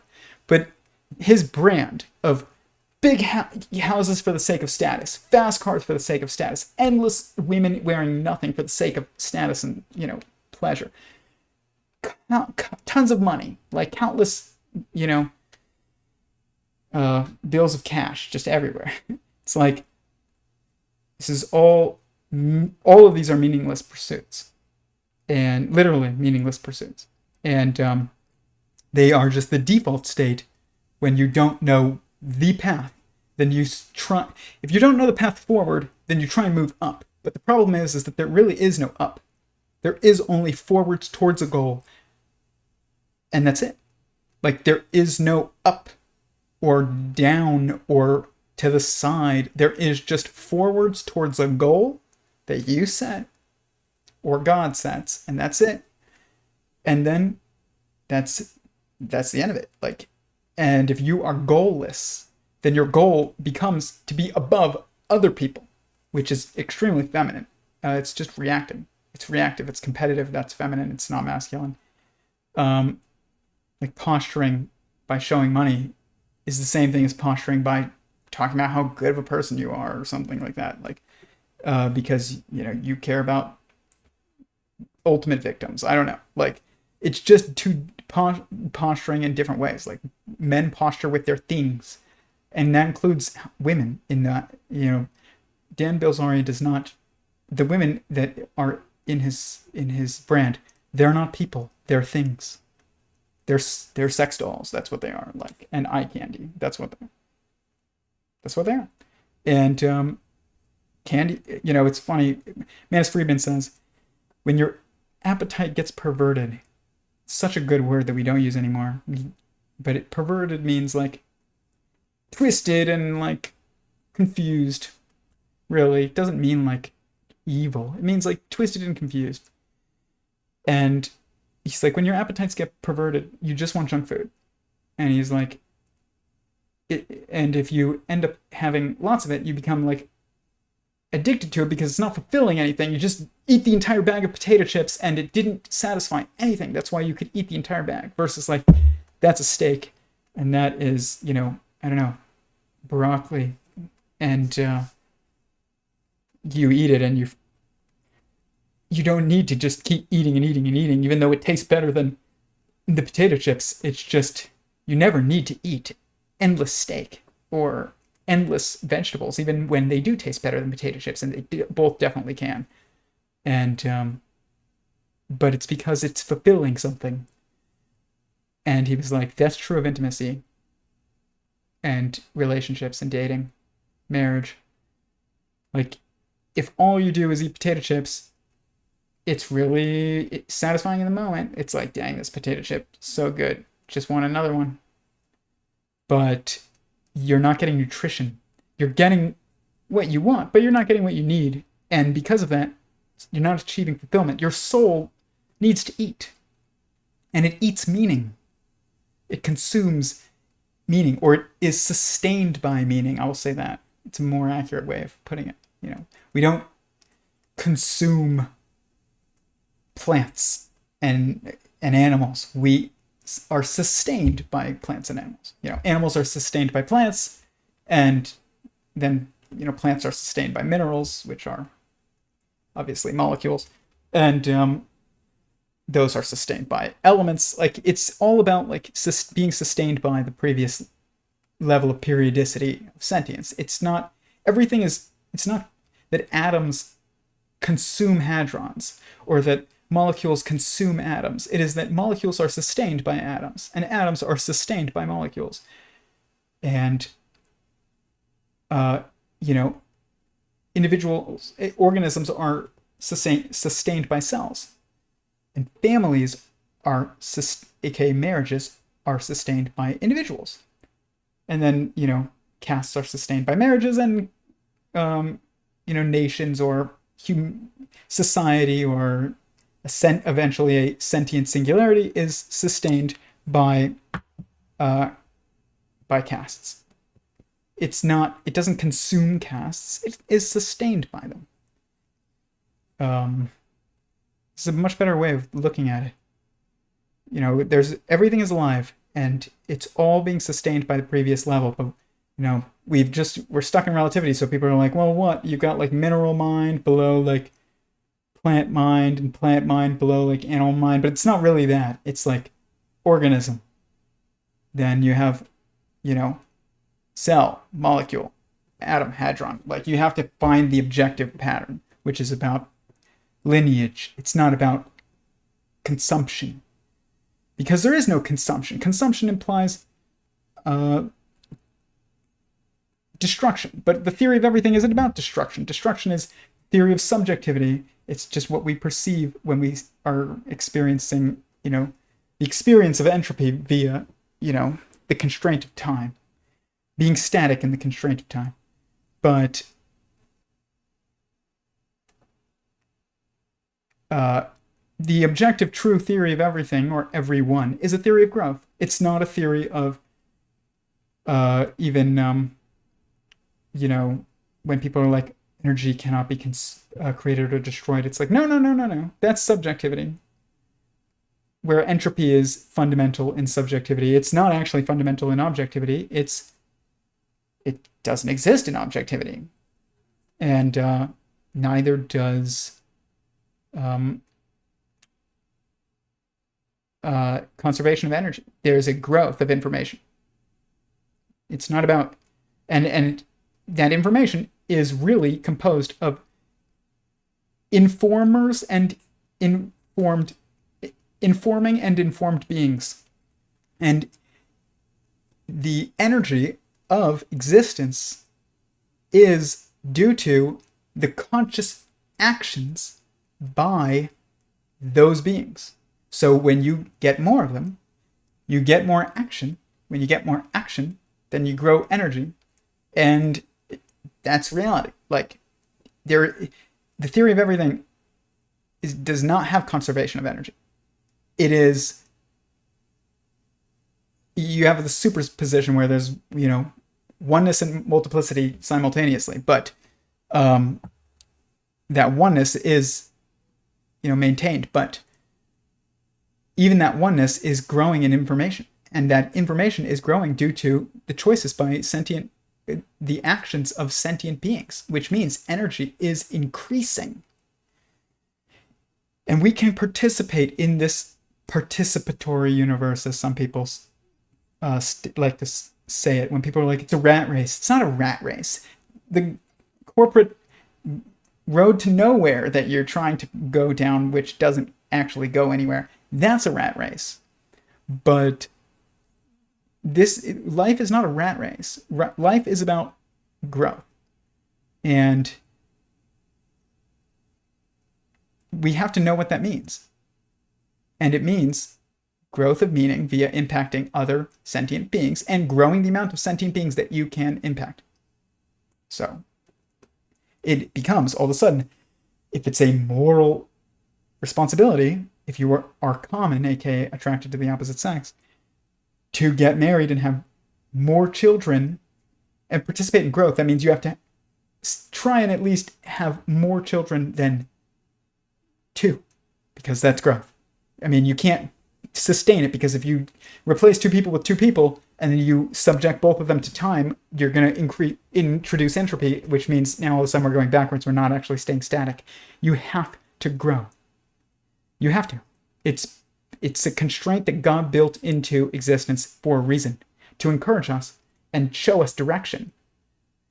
I would think that's the point of it. It's like, why it is literally, when people are like, what's God doing for me today? It's like, I don't know, maybe he's pulling things together with gravity and holding things together and, sustaining you in your life, and then also giving you entropy, so making you subject to entropy so that you can actually perceive directionality towards your own growth of meaningfulness. It's like, if you didn't have that, there was no entropy, it would be way, way harder to deduce meaning. It becomes almost often instinctual to pursue growth in the constraint of entropy, but it's not the default in outside of entropy. It is something that has to be logically deduced via first principles, and I know that from this work. Like I had to go through that. But instincts drive us to that anyways. When you're not in, a technological society that is throwing immoralities in your face all the time, because the incentives have switched. And we've let our emotions run us. And then our logic is used to fulfill those emotions. And that's always been how it is. But what we need to do is we need to realize that we need to make a switch, because we're living in a different world than we were living in. And if human beings can do anything, it is to perceive objectivity and deduce how to change our directionality. That doesn't mean you change it on a dime. Some people do things like that. They'll stop smoking cold turkey or something like that. But you don't have to even do that. It's just about first recognizing what is the path, not the right path, not the chosen path, your choice path, the only path. And there's tons of clues around us, but there's also tons of distractions that lead you in the wrong direction. In no direction, really. That's what made it. And that's true of dating. And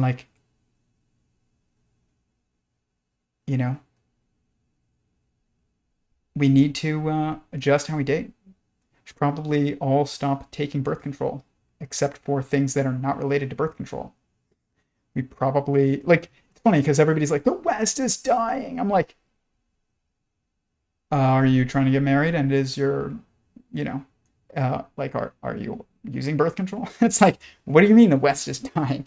You're not growing. That's the problem. And entropy is built into the system. My God, you have to grow.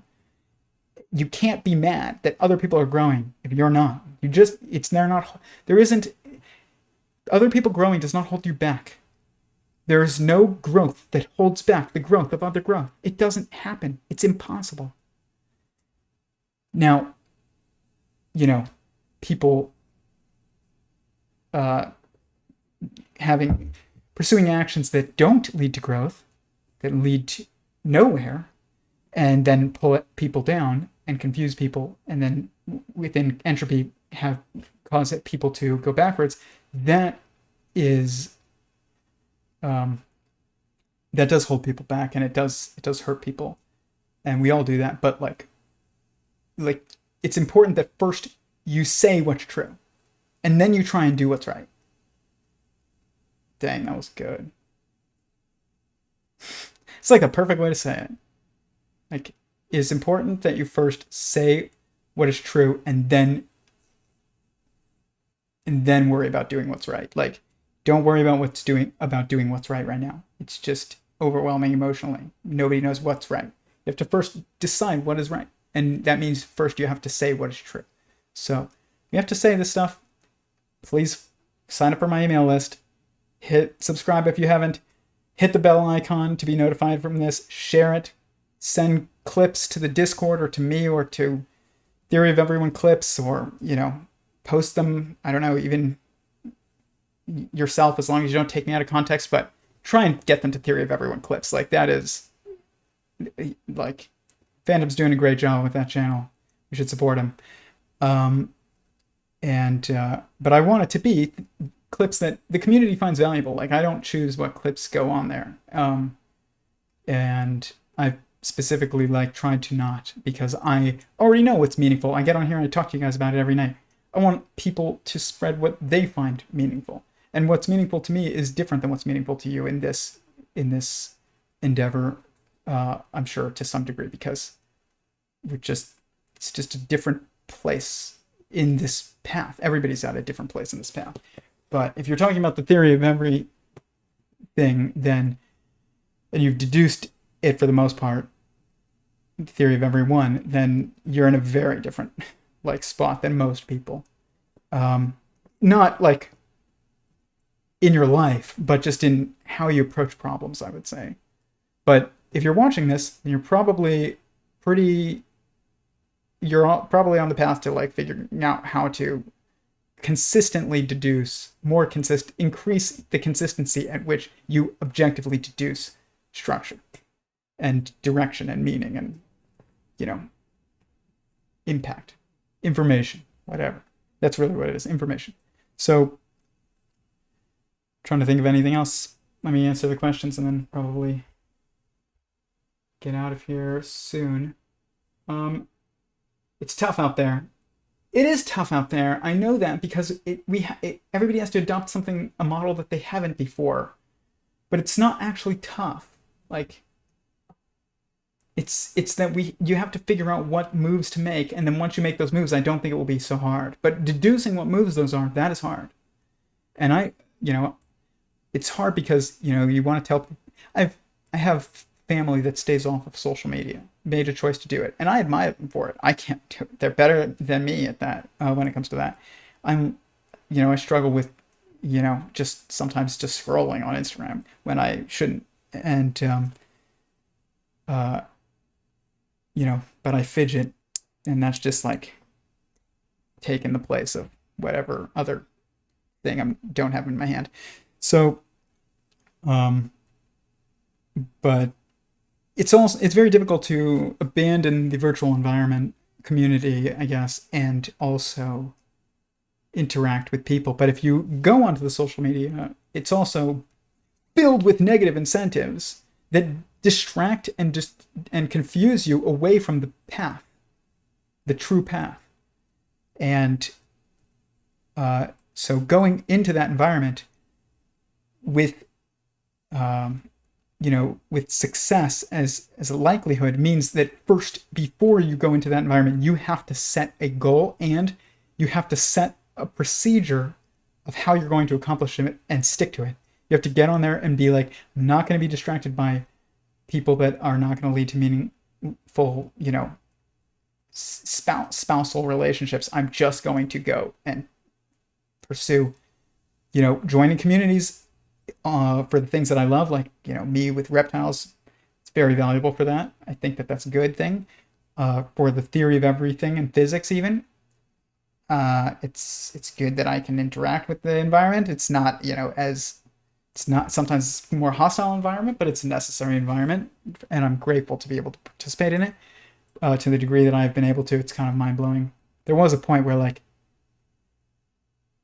I had spoken on a call at like 2 a.m. last year. This is like kind of personal, but with Eric Weinstein in front of hundreds of people. It was the first time I wasn't planning on speaking on this. I was like expecting to not speak, and I was just going to listen. I was like, I'm not going to understand the math. But then they were just talking about gossip endlessly, and they weren't asking questions that were fascinating, like why did the academic establishment want to censor your thesis, Eric? Like, instead of, who really came up with the Klein-Gordon equations? It's like, I don't care. But did they try and censor God at MIT? That's what I want to know. Answer to that is yes, they did. But like I had I had basically interjected into the conversation, and I've told the story before, but where I had just like, it was just clear to me that I had made progress on something that I knew I had cracked, or I thought I had cracked, but that there was no way for almost anybody else in the world to be able to validate, other than like 5 people, probably Eric, Stephen Wolfram, Tom Campbell, like, I don't know, Bernardo Castro. Like, how many people can do that? Chris Langan, maybe Clear Irwin, like, I mean, Nassim Haramein, Robert Grant. So there's like some, but there's not a lot.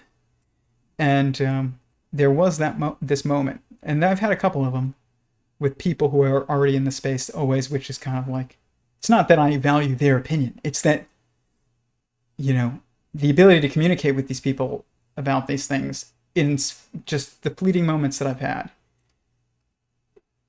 were showing of me that I was actually onto something. Not that I was like getting validation from them. Like, I don't get validation from these people that matters. Like, if you need validation from other people, do not try and deduce the theory of everything. It's literally the worst thing that you could possibly choose if you need validation from other people around you. I mean, you should seek validation from God, and that's pretty much it.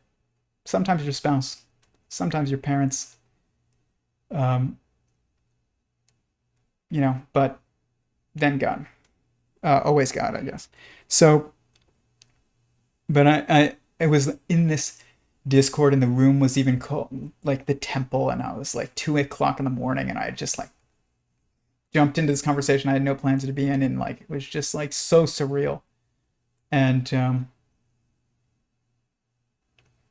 it's just amazing to be able to see that even from that moment where I was applying this to physics and like still like love a little to some degree and stuff like that, now to be where I am with this, to just like be able to just talk about endless things that we can apply this theory to, is awesome. And I really hope that you guys find this valuable too. I know some of you definitely do, and I hope everybody that would find meaning from this work finds this work. And I greatly appreciate everybody watching always, everybody hitting the like button, sharing, participating in the community. It's a wild journey, but I am very grateful to everybody here. I mean, I did think about this for a while. It's like, sometimes I do consider this. I'm like, is my purpose really to share this with others? Or is it that this is just supposed to help me and that I'm not really supposed to share this? And like, I don't think that that's possible, because meaning comes from your impact on others.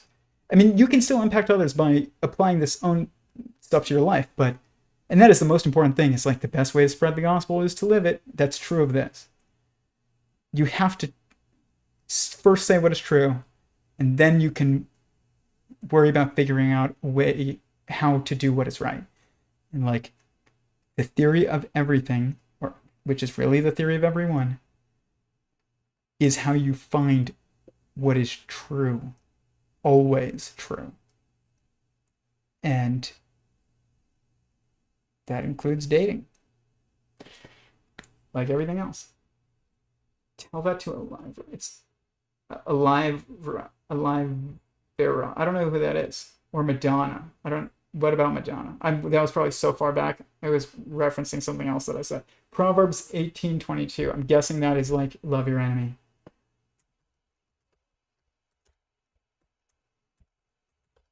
By the way, very cool numbers.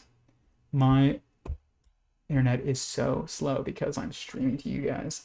And my computer is a MacBook Air from like years ago, and I now have it powering that display and this and the camera and the mic, and it's overwhelming. Okay, no, this is actually good. We're going to talk about this for a minute. This is not what I thought. He who finds a wife finds what is good and receives favor from the Lord. Yep, exactly. Exactly. Like, exactly. Not he who finds, people to sleep with and it boosts their ego and makes them more confident. In what? Sleeping with more people? Like, thinking that you look good right now when in reality, in 5 years, you're going to be balding and your hair is going to be turning gray? What is the meaning of that? And like I said, I'm guilty of all of this. I'm not judging anyone. But we do have to say what's true, which means some people are going to be offended if they take it personally. But don't take it personally. This is not meant as a personal attack. Literally, every single person on Earth is failing to meet the things that, or has failed to meet the things that I have said tonight, including me. And it's not a matter of like who's failing more, but we can talk about like, it's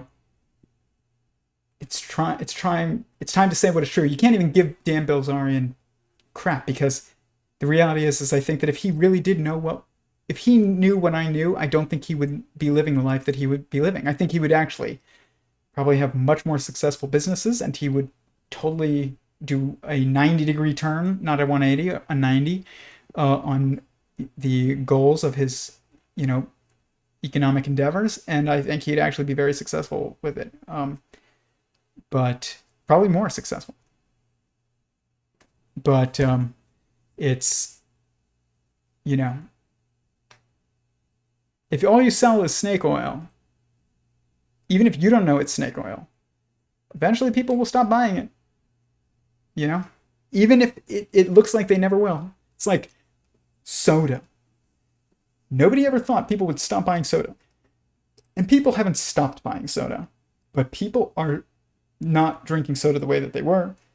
And it really, like, soda is liquid candy. It's snake oil. It's like emptiness. And I like Mountain Dew a lot. I just never drink it really, but whenever I do, every few years I'll have one.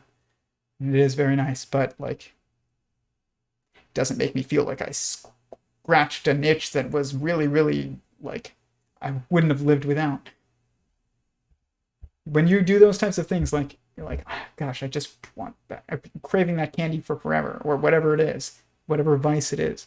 Then you finally like scratch that itch. Afterwards, you don't feel like, oh, thank God I scratched that itch. You're like, I wish I didn't do that. And it's good to know that, at least. It doesn't usually or always stop you, but people still do it. I still get Reese's when I go to 7-Eleven. Why didn't you propose to her after year one? Because I was an atheist and she was a deeply faithful person. God was a very important part of her life. And I didn't understand it. And I didn't understand my own Judaism, and I didn't understand Christianity. And I also was starting to like take an interest in Islam, and I didn't understand that. And I needed to understand God if I was going to marry somebody that did understand God. It's when early in our relationship, she said, before we had actually started like committing to at least like pursuing a relationship that was pursuing marriage, and it was exclusive, and the goal was marriage from the start. It's the only relationship I've ever been in that the goal was marriage from the start. as stated by her, not me. I noticed that I did say, like, after our first date, up, I think I could marry that girl privately to my family, but I did not say that it was my goal. It just was like a feeling. But for her, it was the goal. And she asked me before going forward, she was like, what is your goals? What is your intentions? And I was like, I have no issue with this becoming, serious, which I should have, if I had the wisdom that I have now, I should have said, my goal is to get married, if we are a good match. But I said, I have no issue with this becoming serious. And, which is kind of like an agnostic statement, but it was true, which means like, that's good at least, because if she wanted something serious and I said that and it wasn't true, or if I said, yeah, I'm just kind of looking to have fun, like, then you have to call it off. Like, but we weren't in that position. But she said one of the things that I will need in that type of, pursuing, eventually, ideally a marriage, is someone who's a spiritual leader. And I was like, I could be that. And the thing is like, politically I was, and have been since we, started seeing each other. And politics is so linked to morality that her politics was not there. It was not, it wasn't, it was just lacking in understanding. But the theological understanding was totally absent. So over time, she gained political understanding, I gained theological understanding, and I definitely am now a spiritual leader. But I had to be able to do that. And that is a journey. Like, it wasn't about us. Like, if we were on the same page, if we were both atheists or we were both believers from day one, I would have proposed within year one. Like, there wasn't an issue with us. It was an issue of me trying to understand God, not me trying to figure out if she's the one. Don't postpone figuring out whether or not she's the one. If you work together well and you've got months of making sure of that, at least, but you don't need over a year, but you wouldn't want probably like a few days. If you haven't seen somebody in a bad mood and lose it, like, probably don't know them well enough to get married. But or I won't say that, but like, it's probably a good idea to see that and see if you can together overcome those instances, like, and move forward, not just like brush them under the rug. Like, fights, how somebody's a good match for you is that fights are constructive. Like, disagreements lead to increasing of understanding going forward, versus the goal is just to get past it and brush it under the rug and act like it didn't happen and go on like it, as if nothing's different. Fights should change your relationship in a good relationship, but it should make it better after the fight. I mean, it's not fight. I don't want to say fight after the disagreement. But if disagreements lead to either avoidance, like real avoidance always, like, and not reconciliation or increasing of understanding, or disagreements and fights lead to just hostility that then you have to go through so much effort to like bring things back together. This is not you're probably not well suited to like the trials to come. That's my advice, is like, fights should result in a better relationship afterwards. And everybody says that, and people lie to themselves or to the other person about it. They'll get in a fight with somebody who they're dating, and they'll be like, and I know this from experience, you'll be like, yeah, I really feel like we made progress. We understand each other now better. Like, I'm glad. But then in your head, you're like, gosh, this again, like, this is, I'm just glad this is over, but this is going to happen again. If that's happening, then you're really just saying it for the sake of getting away from the situation. And you'll know if you're being honest to yourself. But if you're not saying to them exactly what is in your head regarding your perception of that disagreement, it's not a good match. Like, you need to be able to be honest in disagreements. Like, it's so essential. It's an essential aspect to sense making. When you go from an organism to family, you ascend that level of, or state to the next stage of sentience, you are building a bigger mind. That's what you're doing. That must be cohesive. And if it's not honest with each other, there's no cohesiveness of information, which means it's not a mind, which means it's not oneness. Like, oneness is oneness of mind. That's the only thing that oneness is. So, and that comes from coherence of information, which between sentient beings means honesty. So if you're not honest, then especially in, I mean, all communication matters, and all communication should be honest, obviously. Obviously, everybody's flawed. No one is always honest. And this is actually, like, particularly a trial for women, more so than men, is in a lot of relationships. I mean, maybe not in romantic relationships. It's probably more of a trial for men. But like every other relationship, this is much more of a trial for women. And because it's in most women's nature to preserve the peace and value peace over truth, whereas men value truth over peace. They're both simultaneously 100% necessary. You need peace, you need truth. And you need truth to be contextualized in order to have peace. You can't just blurt out facts that people aren't ready for in social environments that are relational, that are composed of relationships where you don't have trust. If you don't have trust, it's like when women on social media, and this is very true, if a man says something to them and you don't know them, they will attack the man and be like, don't mansplain to me, and like, it's a very real phenomenon. And they'll often call them a creep, and they'll just it just becomes, I guess, it's defensive. It's a defensive action. I guess that's what it is. It's like when an animal like is fearful and starts like biting something that it's like thinks is attacking it. It's not really being mean. It's scared. And like, this is what women do in social interactions with men on social media that they don't know. Even if I saw Candace Owens do this to Brett Weinstein, and he was being totally like very level-headed, and he's appears to be at least a decent guy. And I saw the entire conversation. He was acting very honest and not mean at all, not creepy or weird, but she called him a creep and like attacked him personally, and then ended the conversation. It was like when an animal bites in defense. And this is because men value truth over peace. And the thing is, though, is that people will get mad at women for doing this. And I, over time, have realized that you can't get mad at women for doing this.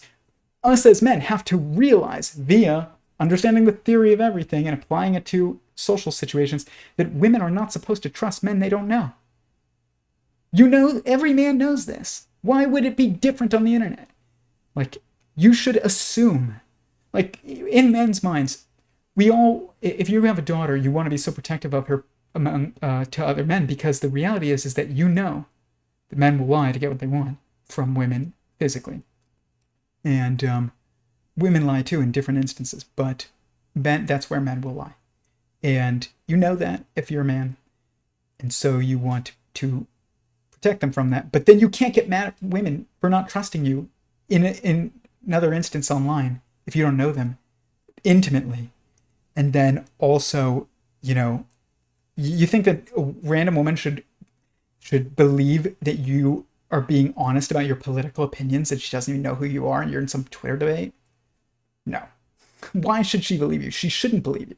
You should realize she shouldn't believe you, and you should go get married to a woman that should believe you, and then tell her your political opinions so that she can adopt them. And then that girl can go get married to somebody else who can tell her their political opinions and she can adopt them. And this is truth in context, and this is how you get peace. You can't just blurt out facts to the world out of context and expect that it's a good thing. It's not. The truth is always good, but part of the truth is contextualizing the truth. And it is intrinsic to truth. And so marriage is a relationship that allows for men to communicate with women in an honest way and women to communicate with men in an honest way that cannot be done in the work environment, in friend zone situations, on Twitter discussions and debates, on Facebook debates, on Instagram, comments. Like, it cannot happen anywhere outside of family. And you can't increase your understanding if you don't increase your family. And you can't increase your family if you don't get married, because there's no increasing of your family outside of marriage. It doesn't happen, other than when your parents have more kids or something like that. Or like, it just doesn't happen. It doesn't come from dating but not committing, or even friends. It comes from complete trust. And I will say this, men especially, friends are very important, because sometimes male friends will tell you things that you don't want to hear, or that you need to hear, but that if they came from somebody else, you would be like, you're an asshole, and like, I'm not going to take what you say seriously. But if it comes from your friend, you're like, man, I really should take some second looks at myself in the mirror, because their intentions are good. And this is also the exact same type of thing that happens between men and women in a marriage. It's allowed for in a marriage, I'll say that. Doesn't happen in every marriage. Obviously, there's bad marriages, but it can't happen outside of it. It really can't. Like, I know one girl, maybe, and maybe not, who would trust my intentions were good, who is not my immediate family or polygamous. One. And that person is like a sister. And that's the only reason why she would be like that. Maybe not. I will tell you this, if it came down to, believing me or her husband on an issue we disagree with about, she's going with her husband, which is good. She should. I've had this happen with other friends, so I know. And I've had friends who were girls who were right-leaning, and I was right-leaning, and their fiance, who they then quickly married, soon married after that, was very left, and they didn't have honestly, they just didn't have a logical understanding of the impact of some very key legislative topics. They just had emotional, arguments, which aren't bad. They're important, but they're, context is key to understand it. So, which means it's key to truth, because you only perceive the truth when you understand it. I mean, the truth is everywhere around you. It's just like, do you understand it? It's like God. It's like, you go through your entire life, if you're an atheist and you're like, I don't see God anywhere. But if you understand God, you're like, gosh, God is everywhere I look. Everywhere I look. The only place God isn't sometimes is sometimes when I'm doing something wrong. And that's pretty much it. And, but like, I watched that girl go from being, she grew up with family that was more right-wing than me. Like, I was like newly libertarian. She was like a long line of Republicans. Totally votes to the left now. And we got into a huge fight. We were very close, like our families. She was very close to my family. I was very close to him. Like, I used to crash on these people's floor every weekend. And we had a political disagreement. And like, I thought I was being more rational and that this person would understand my perspective, given that it was also their family's perspective. Nope. She was a neutron and was led by the proton. And that is exactly what she's supposed to do. And you can't be mad at it. Like, this is like when men comment to women who they don't know online. They're like, you need to dress more modestly. And like, I'm guilty of even doing that. And it's not the good thing to do. but I did it and made a mistake, and now I learned from it. I'm telling you what I learned. What I learned is that women will never, ever, ever be like, you know what, you're right. They will be like, you're an asshole, and I'm gonna message your uh, soon to be spouse and tell them that you go and like tell women that their content is pornographic on Instagram. And I did that once. I just commented. I was like, some girl posted something, and it just showed up in some reel. This is when Reels was just everywhere, and it just was unescapable for men because of Facebook's algorithm, Instagram's algorithm. They've changed it now, which thank God. I almost left the platform, and I just commented on something, and I was like, "This is porn." That's what it is. And then she didn't even comment. Some other girl saw it, messaged Paulina, was like, you really need to talk to your man about how he speaks to women online, that he judges them. I didn't judge her. I just was saying, this is porn. Fact. But was it helpful to tell her? No. And was it helpful for that girl to message Paulina? No. Paulina told her, mind your own business.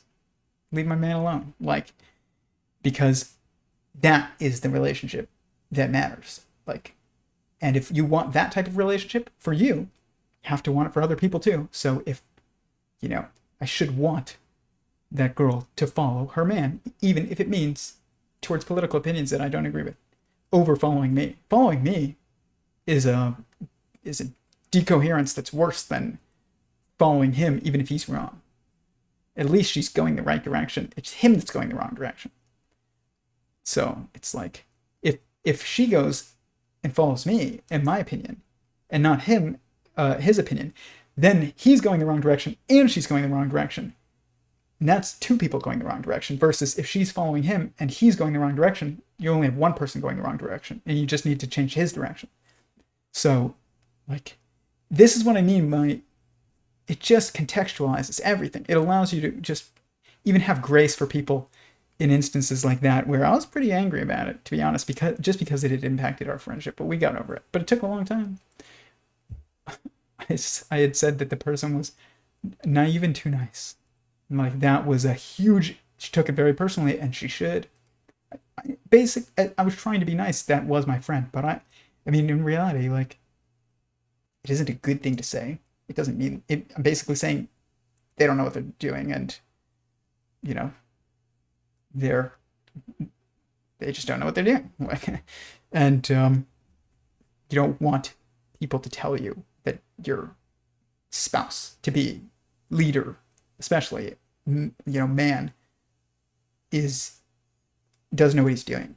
And there's plenty of things he does know what he's doing on. I'm just talking about politics, but it doesn't matter what the issue is. The reaction from the spouse should be the same. Except if I'm ever around you and I say, don't grab that snake, it's gonna, if it bites you, you're gonna go to the hospital. Listen to me. But other than that,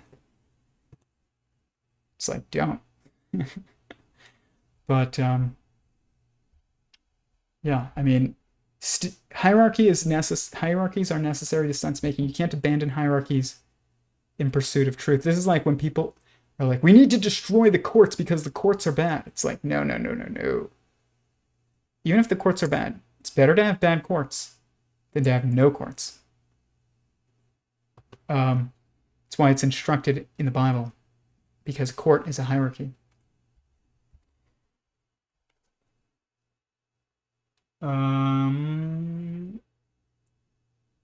They didn't want disruptions in the system. Never heard of that guy. Good point of growth just regarding 90-year-olds who are sexy. Oh, okay. Obviously Madonna's only 70. Well, I shouldn't speak too much trash. I don't know what Madonna looks like anymore, but I will tell you, if she is sexy, then she doesn't look 70. By the way, also, so much about dating, I will say this to young people who ever see this. It's kind of like a final statement. As I've gotten older, I will say this, and like, inshallah, God willing, I do not have issues with this, but I know so many people that are having problems having kids. It's not easy for them. And people that I know that started young, they had no problems having kids.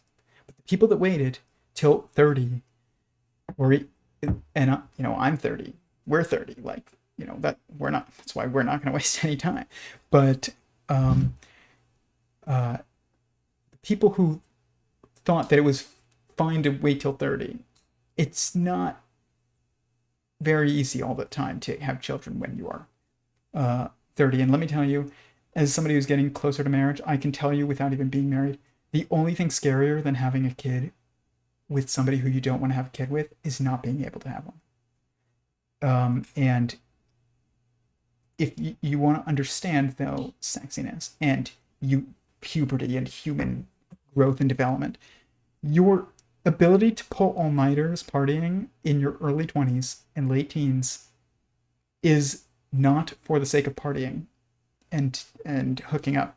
It is, you're supposed to already be in a marriage, and you're supposed to be, that energy is for raising children and pulling, all-nighters where that child is, crying, and you need to alternate on who goes and deals with it. Like, if you wait, I mean, I'm not saying you can't do it. You definitely can, but it's not ideal. And I would encourage everybody to not wait to get married, because that means you're going to have to wait to have kids, and it's going to be harder to do it. And I mean, if you know all these older celebrities and stuff like Obama and Elon Musk and all these people who are in the public space, so many of them had in vitro. Like, I would imagine. I don't understand how else you have, 2 sets of triplets that are of 3 boys, like Elon Musk, or I'm pretty sure the Obamas had issues, and like, there's so many people, and it's sad, even if you don't like them, and like, it is sad. You don't wish that on anybody, because that means you should wish it on yourself, and you would never wish it on yourself. So don't waste your time partying and getting hurt and hurting other people, eating having potato chip sex, or relationships in college or high school. Like, it is important, especially for men, to have a plan to get married. And it's so many men, like I've said in these MGTOW groups, they're like, there's no good women, they're all sluts, which is just not true. But the reality is like, you can't call people that if you aren't seeking marriage. What are you? Like, you are the leader. You lead by example. If you want women to be good, you have to be good first. This is in the Quran too. Is like, when it comes to like hijab, which means like modesty. It's not just the garment that we all know, but it is like the concept as well, of modesty, and not just modest dress, but the way you speak, the way you act, the way you, do all kinds of things in society. Hijab means godly modesty. Muhammad didn't say, hit women until they cover their face. He said men have to lead in hijab. Like, men have to be modest first. Then women will follow. You can't yell at women for dressing a certain way, sleeping around, when you're not seeking marriage and you're hitting the like button on bikini photos. You can't. I mean, you can't. It is up to men. It really is. Like, at least start the process. It's always a two-way street, because it's up to women to finish the process, but it is up to men to start it. And right now, we're looking to have women start it. Women can't start it. They're the reactive force. It's not a bad thing. We can't react the way that they can constructively. When we react, it's bad. When they react, it's good, in the right context. But we have to lead first, so they're reacting to something good. Otherwise, you can't expect them to act a certain way if they're a reactive force and you're not providing something good to react to. And like, good means pursuing of growth. It doesn't just mean I'm being nice. Okay, that's nice. That's part of being, moral, but it's not growth. Like, pursue growth of sentient beings, of impact, of meaning on other people as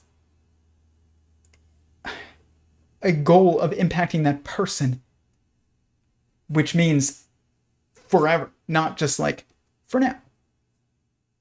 I had this phrase that not everybody who's meant to be in your life is meant to be in your life forever. And that's true. But a romantic partner is supposed to be in your life forever. It is. They absolutely are.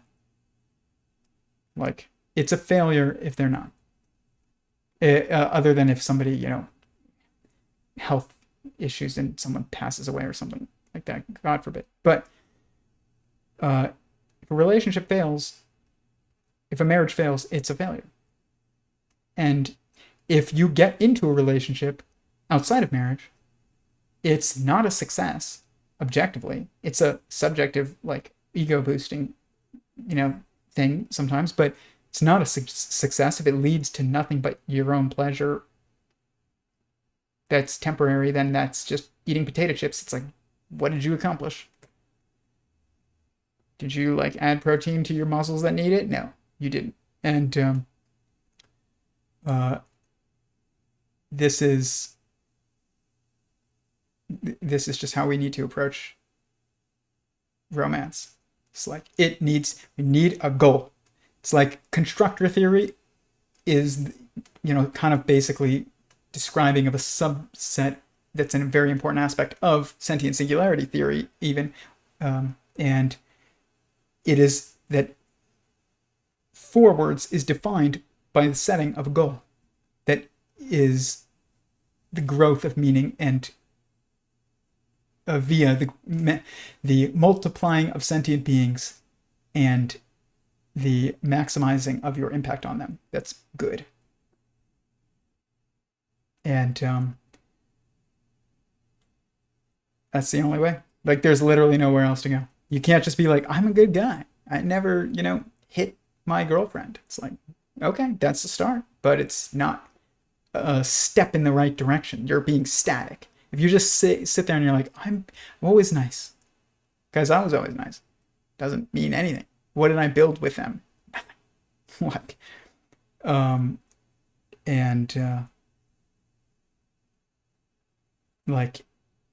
It didn't. I mean, it's better than being mean, but you're still contributing to decay because you're causing a static situation, and then time is making it, subjecting it to entropy. So you can't just be nice. You have to set a goal and go for it. You have to be like, I have the goal of getting married. Not like, I want to get married one day. It's like, no, I want to get married, and I'm going to make a plan and start getting married. Even if there's no one in your life, you have no significant other, no girlfriend, no one that you're talking to, you don't even have DMs from anyone, doesn't matter.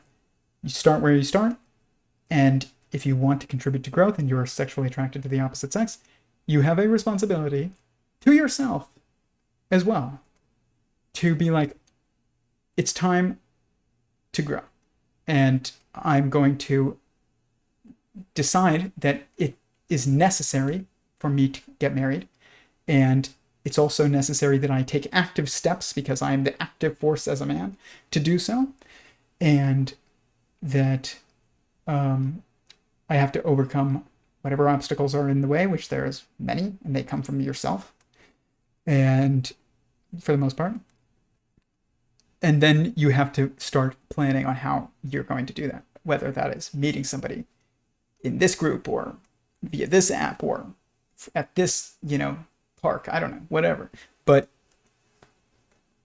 if you don't say what is true first, which is that you're sexually attracted to the opposite sex, you have a responsibility to yourself, to God, to the universe, to every living being that exists, literally, to get married. Then don't even focus on anything else. But if you need context of why this is important, Imagine if protons and neutrons were like, yeah, I'm not going to bond. We'll hang out, but we're not going to bond. No atoms, no molecules, no cells, no organisms, no families, no castes, no technology, no rebirth of another universe. Like, you just stop the system. And I will tell you, the universe's will be done. God's will be done. And it's much better to ride the wave than to fight it. Because you'll lose. Like, and you don't want to lose. You want to win, which, means like growing. It doesn't mean like beating someone else. It means growing. Competition is feminine.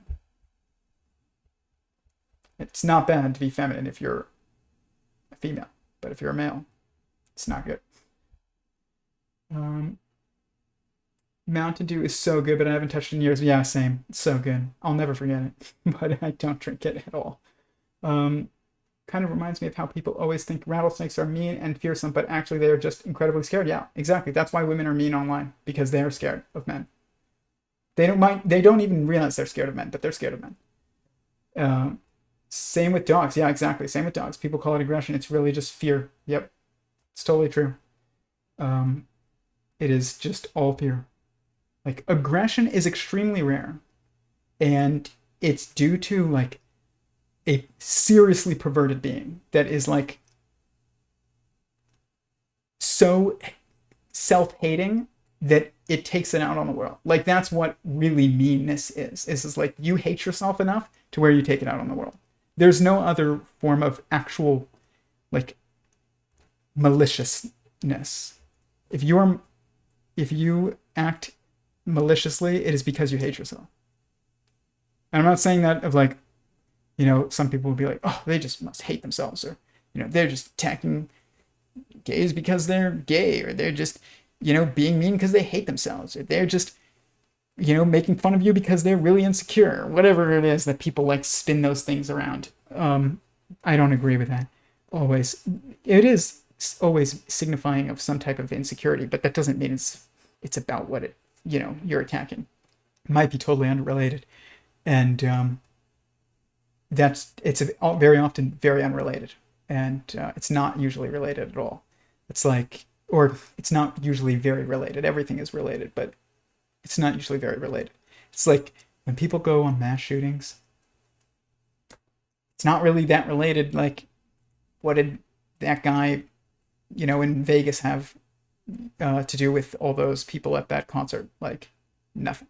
He's just taking out self-hatred on the world, if you believe the official story. And I have no idea what happened. But I'm just assuming, for the sake of this, that the official story is correct. It was weird. None of it made any sense. But sometimes when people hate themselves and take out their anger on the world, it doesn't make sense. It is a breakdown of sense. And in the most, like, just, I guess, maximum way, I guess you could say. I'm trying not to use a positive word, but it's just, you get what I mean. It's like a breakdown that really is a breakdown. It's not just like the car broke down. It's like the car exploded. And, like there, when people go and have, the reason why nobody gets mad at like inner city violence or anything like that is because it makes sense. It's like, those guys said something about that guy, and those guys' friends are now going to go retaliate. It's like, or that guy, they traveled over to that area that's not their territory and stole their things, and then now we're going to go retaliate. It's like, there is a sense to it, even though it's not good. I'm not saying violence is good outside of defense. It's not. But in defense, it is good. But if it's not, in those instances, it makes sense. It doesn't make the news even when 10 people get shot in a drive-by, because it's not this like totally just dumbfounding event where we just had a breakdown in sense making, and everybody recognizes it subconsciously. which makes everybody feel fear because it makes them distrust of everything around them. Whereas, like, if you see a shooting in South Central LA, if you're in Beverly Hills, you're like, oh, whatever, it doesn't impact me. But if you see a shooting at the mall in Beverly Hills, you're like, that could have been me. Like, I don't know what's safe anymore. We need stability to feel, to make sense of our world. Stability comes from marriage. I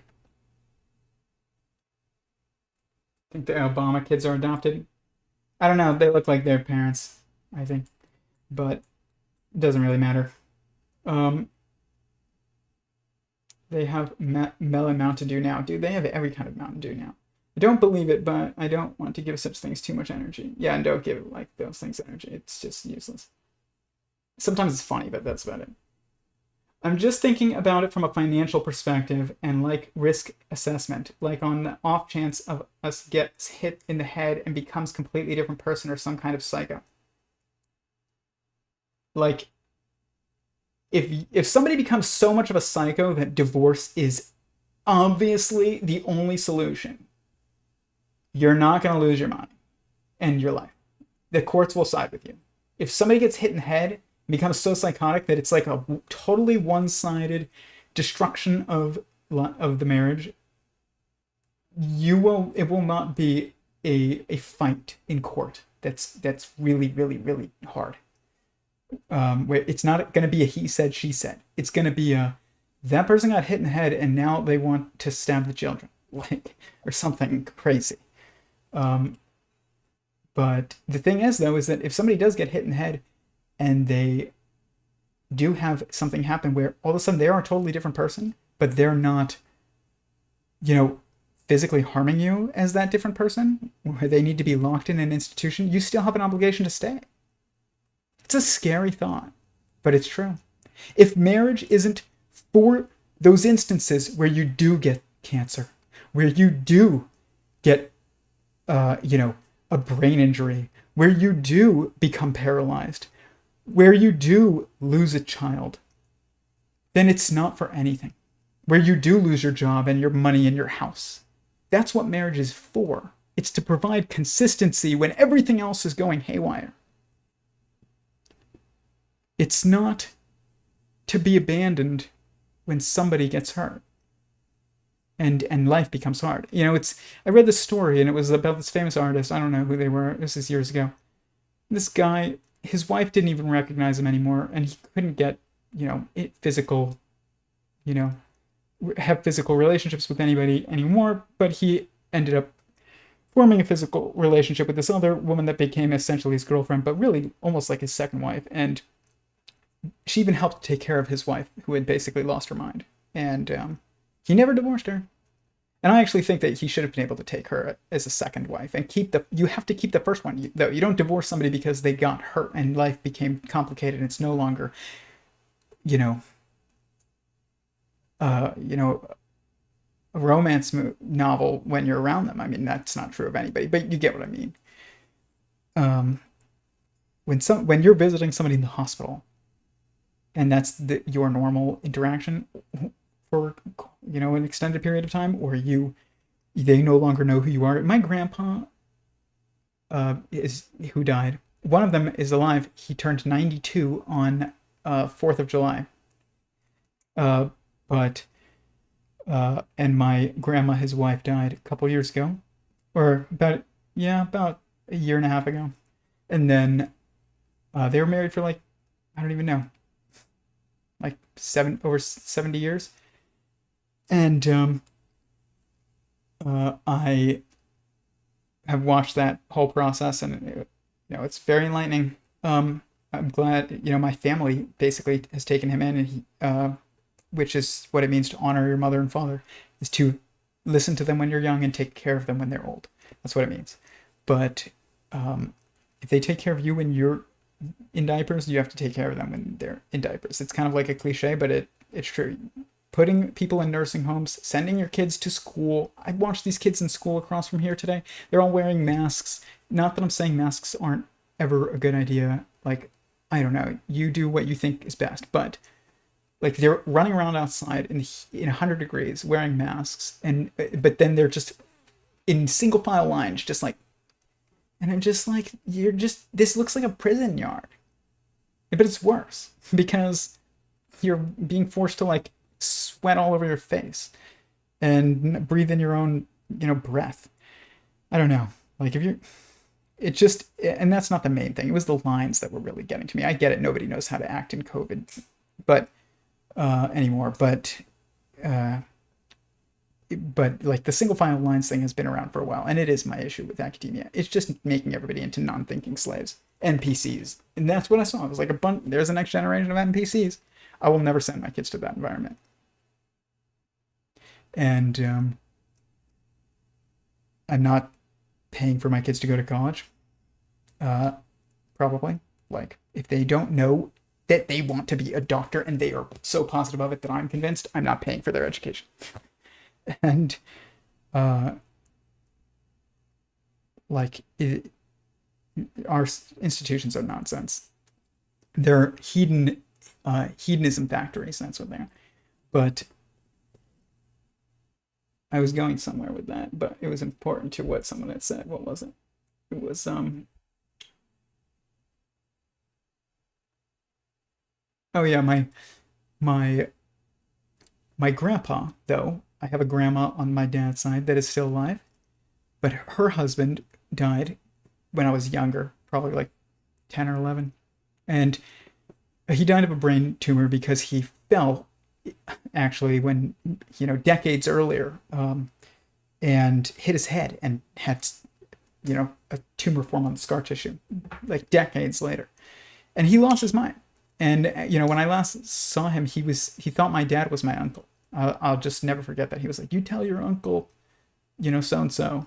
Like, and I was like, that's not my uncle, that's my dad, that's your son. But he didn't know that our relationship anymore. And there was no reason why that marriage should have ended. And it didn't. They died. When he died, they were married. And she took care of him till the end. But it's like that. When I talk to her though, I will say it feels like she has never lost a brain cell. Like she's like, I don't know, her mind is impressive, but especially at that age. But it, like, marriage is for the unpredictable unfortunates, and also for the experiencing the most intimate blessings that you can possibly have, and relationships that you can possibly have. It's not for enjoyment, and that means like it can't be, you don't end it unless somebody's like physically a danger to someone. I just don't think that. That, and I realize that could be vast. I've seen women find $40,000 in cash of some guys that he had been saving because he didn't trust the banks. And I don't know how he had that much money. I mean, I guess like if you're old, that's probably not that much to accumulate eventually, but it's like still a lot. I've never held $40,000. And she gave it away to like friends of theirs who needed new cars and stuff. And it was like she was trying to be nice, but she didn't tell them. She spent $40,000. It was money. I watched them almost get divorced over many things, not just that. But that isn't even grounds for divorce. Like, you don't get divorced if somebody's not a danger or somebody isn't cheating. I do think that infidelity is like, it is one of those things that like, and it is a bigger deal if I'm not going to say it's a bigger deal. It's not a big deal if man does it. But even in the Bible, in the 10 Commandments, thou shalt not commit adultery in Hebrew is talking to women. And the reason for that is that women will, if a woman sleeps with somebody else, it's because usually they've probably already emotionally moved on. And anyways, like, whereas like a man, we can sleep with somebody and hate them and still enjoy ourselves, and then think nothing of it the next day. Like, we can literally there just can be a means to an end. It's not an emotional, long-lasting issue. There's no emotions that come into it that are like you that intrinsically come into it that now you have to deal with. It's just like, wow, I screwed up. Versus like when a woman commits adultery, it's like, wow, now she's like not really in this marriage anymore. It's not just a physical, lapse. It's a like it's a whole nother ballpark of issues intrinsically, and also because if a man gets another woman pregnant, like he can send it support, and she can avoid. But like if a man gets your woman pregnant, like you have to now deal with that forever. Like you can't. It's not something that you just deal with on the weekends or something. It's something you will deal with every day for the rest of your life that you stay together. That is a different level. There are realities that are part of this that do make certain things have higher consequences for men and certain things have higher consequences for women. And certain responsibilities are specifically more of a focus for women, and certain responsibilities are more of a focus for men. And those differences matter a lot. It's not just people are like, the differences between men and women are actually pretty small. For the most part, they're the same. It's like, do you understand that the things that you're focusing on that are the same between men and women are the meaningless things in that relationship? It's the differences that matter in your relationship with a member of the opposite sex, not the similarities. People just posture about the similarities, but that's a road to nowhere. You need to focus on the differences and be like, that's beautiful. I'm glad she's good at everything I'm not, and I'm glad I'm good at everything she's not, and we should probably team up. My ex wanted 6 kids. We're 27. Broke up with her even though I wasn't ready to, but didn't see us compatible long term, but I wanted to give her time to meet somebody new so she could start new. That is, honestly, Slamtron, that is love. That's loving somebody in moment, at least. Obviously not. But your choice of them to do something for them was to leave them is selfless and is impacting of them forever, because now they will have more time. This was something that I was a big concern for me with Paulina, was like, I knew I had things that we needed to work out regarding God. I had to figure some things out, but I also knew that like I couldn't waste her time. And you have to be like that. You can't be like, oh, well, men can wait. It's fine. It's like, well, she can't. What if that was your sister? Like, you want some guy just being like, men can wait. If she stays with, the wrong person till 32 and then struggles to have children, then, that's not a good thing. You can't just think about yourself. You have to think about other people. And sometimes that means loving somebody literally does mean letting them go. That's such a cliche, and it's usually said to make people feel better, but it's not. That shouldn't be the focus. The focus is like, everybody should have the chance to get married who wants to, or not who wants to, who is attracted to the opposite sex. And you need time to do that. And women do need men to pay particular attention to their clock. It's not even on a woman so much to be like, clock's ticking. It's like, she knows that. It's you that needs to be the active force and make the change, though, and be like, this isn't working. You need to go find somebody that you're more aligned with, or be like, we work well together and we sort out conflicts constructively. It's time to get married and stop using birth control.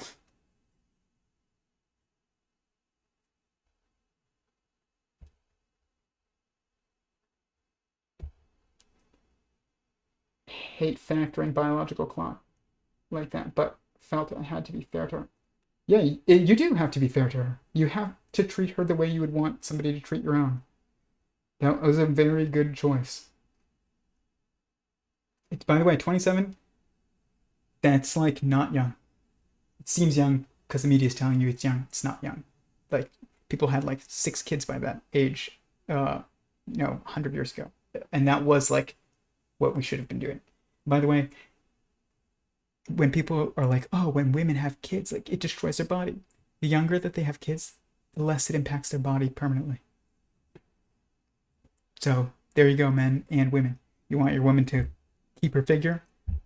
It's much easier when she has kids younger. And women, if you want to keep your figure, it's much easier when you have kids younger. Figure you can safely have a kid up until 40, then you're pushing it. I'm telling you, you think that, but then you turn 30 and all your friends start trying to have kids, and a lot of them start having problems, and they're only 30 something, early 30s. I'm telling you, 40 is. I'm not saying you can't do it. People can do it. My mom had my youngest sibling at like 38, and then we adopted one years later after that, but because his mom passed away. But like, you can have children up until 40, but like, you don't want to start at 40, because like, you want to be ending at 40, not starting at 40.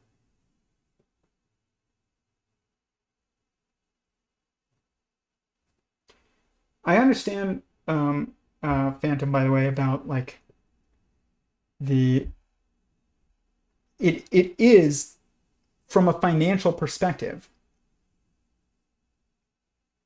a hedge against like risk to some degree, but it is a trade-off, because you're making it easier for you to get divorced. And I'm telling you, getting divorced is worse than than losing some money, like, in the divorce. Like, it is the divorce itself that is bad, much more so than the money, losing the money. Like, what is she going to take? Is she going to take away your skills? No. Is she going to take away your ability to make money? No. What is she going to take? Like, people are like, I lost everything. It's like, no, you did lose everything, but the everything wasn't the money and the cars and the house. It was, you lost your family when in the divorce. Like, that's what you lost. And you both lost it. Even if she got all the money, you both lost the family, which is the only thing that matters. The money can be remade if she doesn't take your skills. And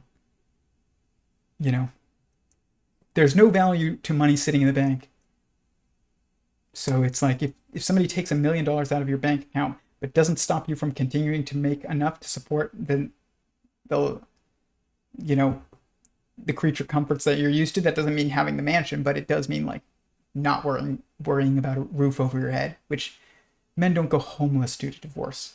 They just lose the big house, for the most part, that I've seen, and this, the cars and that are luxury and things like that. But that doesn't matter. They don't really care about that. They just complain about that because they don't want to be like, oh, I wish I had my family back. I wish I had my marriage back.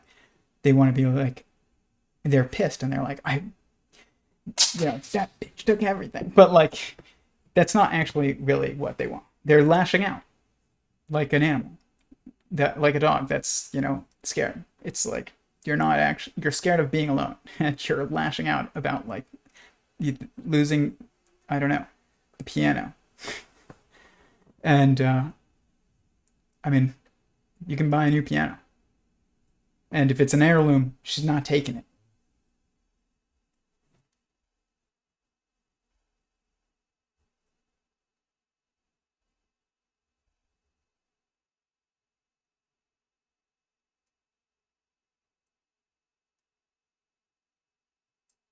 Anyways, I think that's pretty much it. If there's no final questions, I'm gonna go. This went a while, but this was a good stream. This was a good stream for me to have before my wedding. This is like the last one. Tomorrow I will be in the Discord at 7 p.m. If you want to join, message me on Instagram. I'll send you the link if you're not already on the Discord. And that's a live call. We talk about anything. It's not recorded. It's totally private. And we get deep into the math and morals and say things that YouTube would probably ban us for. But it's a good time. It's a good group. And I'm looking forward to it. But after that, I will not be back until Monday. I'll probably do an Instagram live. Probably won't do Clubhouse. Probably do an Instagram talking about marriage a bit. and then live, and then I'll let people jump on there with me though too. So like you can join me. I will do that. That's what I'm going to do on Monday. But on Tuesday I will be back on here, and Paulina will. I'm gonna try and persuade her to be on here with me, at least for a few minutes, and talk about our wedding. But I'm going to post a link. Everybody can watch it live. If you feel like donating, I will provide a link to our down payment on our house fund. You don't have to, but obviously it's appreciated. And, I will remember it. I do think that we should make a societal culture of donating to people when they get married, even if you don't know them. Like, because marriage used to be profitable. It's become an expense. And that is not good. We need to like re-incentivize it. Be like, you know what? If I got married, I'd have more money. Like immediately. I'd make money immediately. It's not just going to be more economically efficient. Less taxes. No, I'm going to have less taxes. It's going to be more economically efficient. And also, by the way, your insurance goes down. But I found that out today. But you're also going to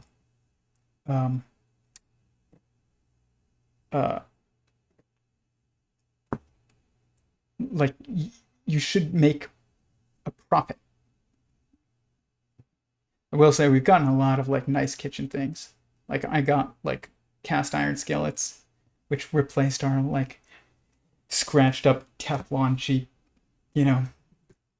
I don't know, probably very, very unhealthy plasticized cookware. And that's good. We should probably avoid those non-stick things. Anyways, yeah, it's already 11. I'm gonna go. Thank you guys. I really appreciate it. Please hit the like button, subscribe, hit the bell notification. Go to my website, sentientsingularity.com. Scroll down to the bottom of the homepage and sign up for my email list, because we're going to get much deeper into stuff that we haven't been able to talk about yet next week. And they're probably going to kick us off YouTube eventually. Hopefully not before we get a decent, group together, like a decent sized group together. And yeah, that's it. I will be a married man next time I see you guys. Weird. Very weird. Anyways, peace, everyone. And if I don't see you tomorrow on Discord, Shabbat Shalom. And I'll see you next week.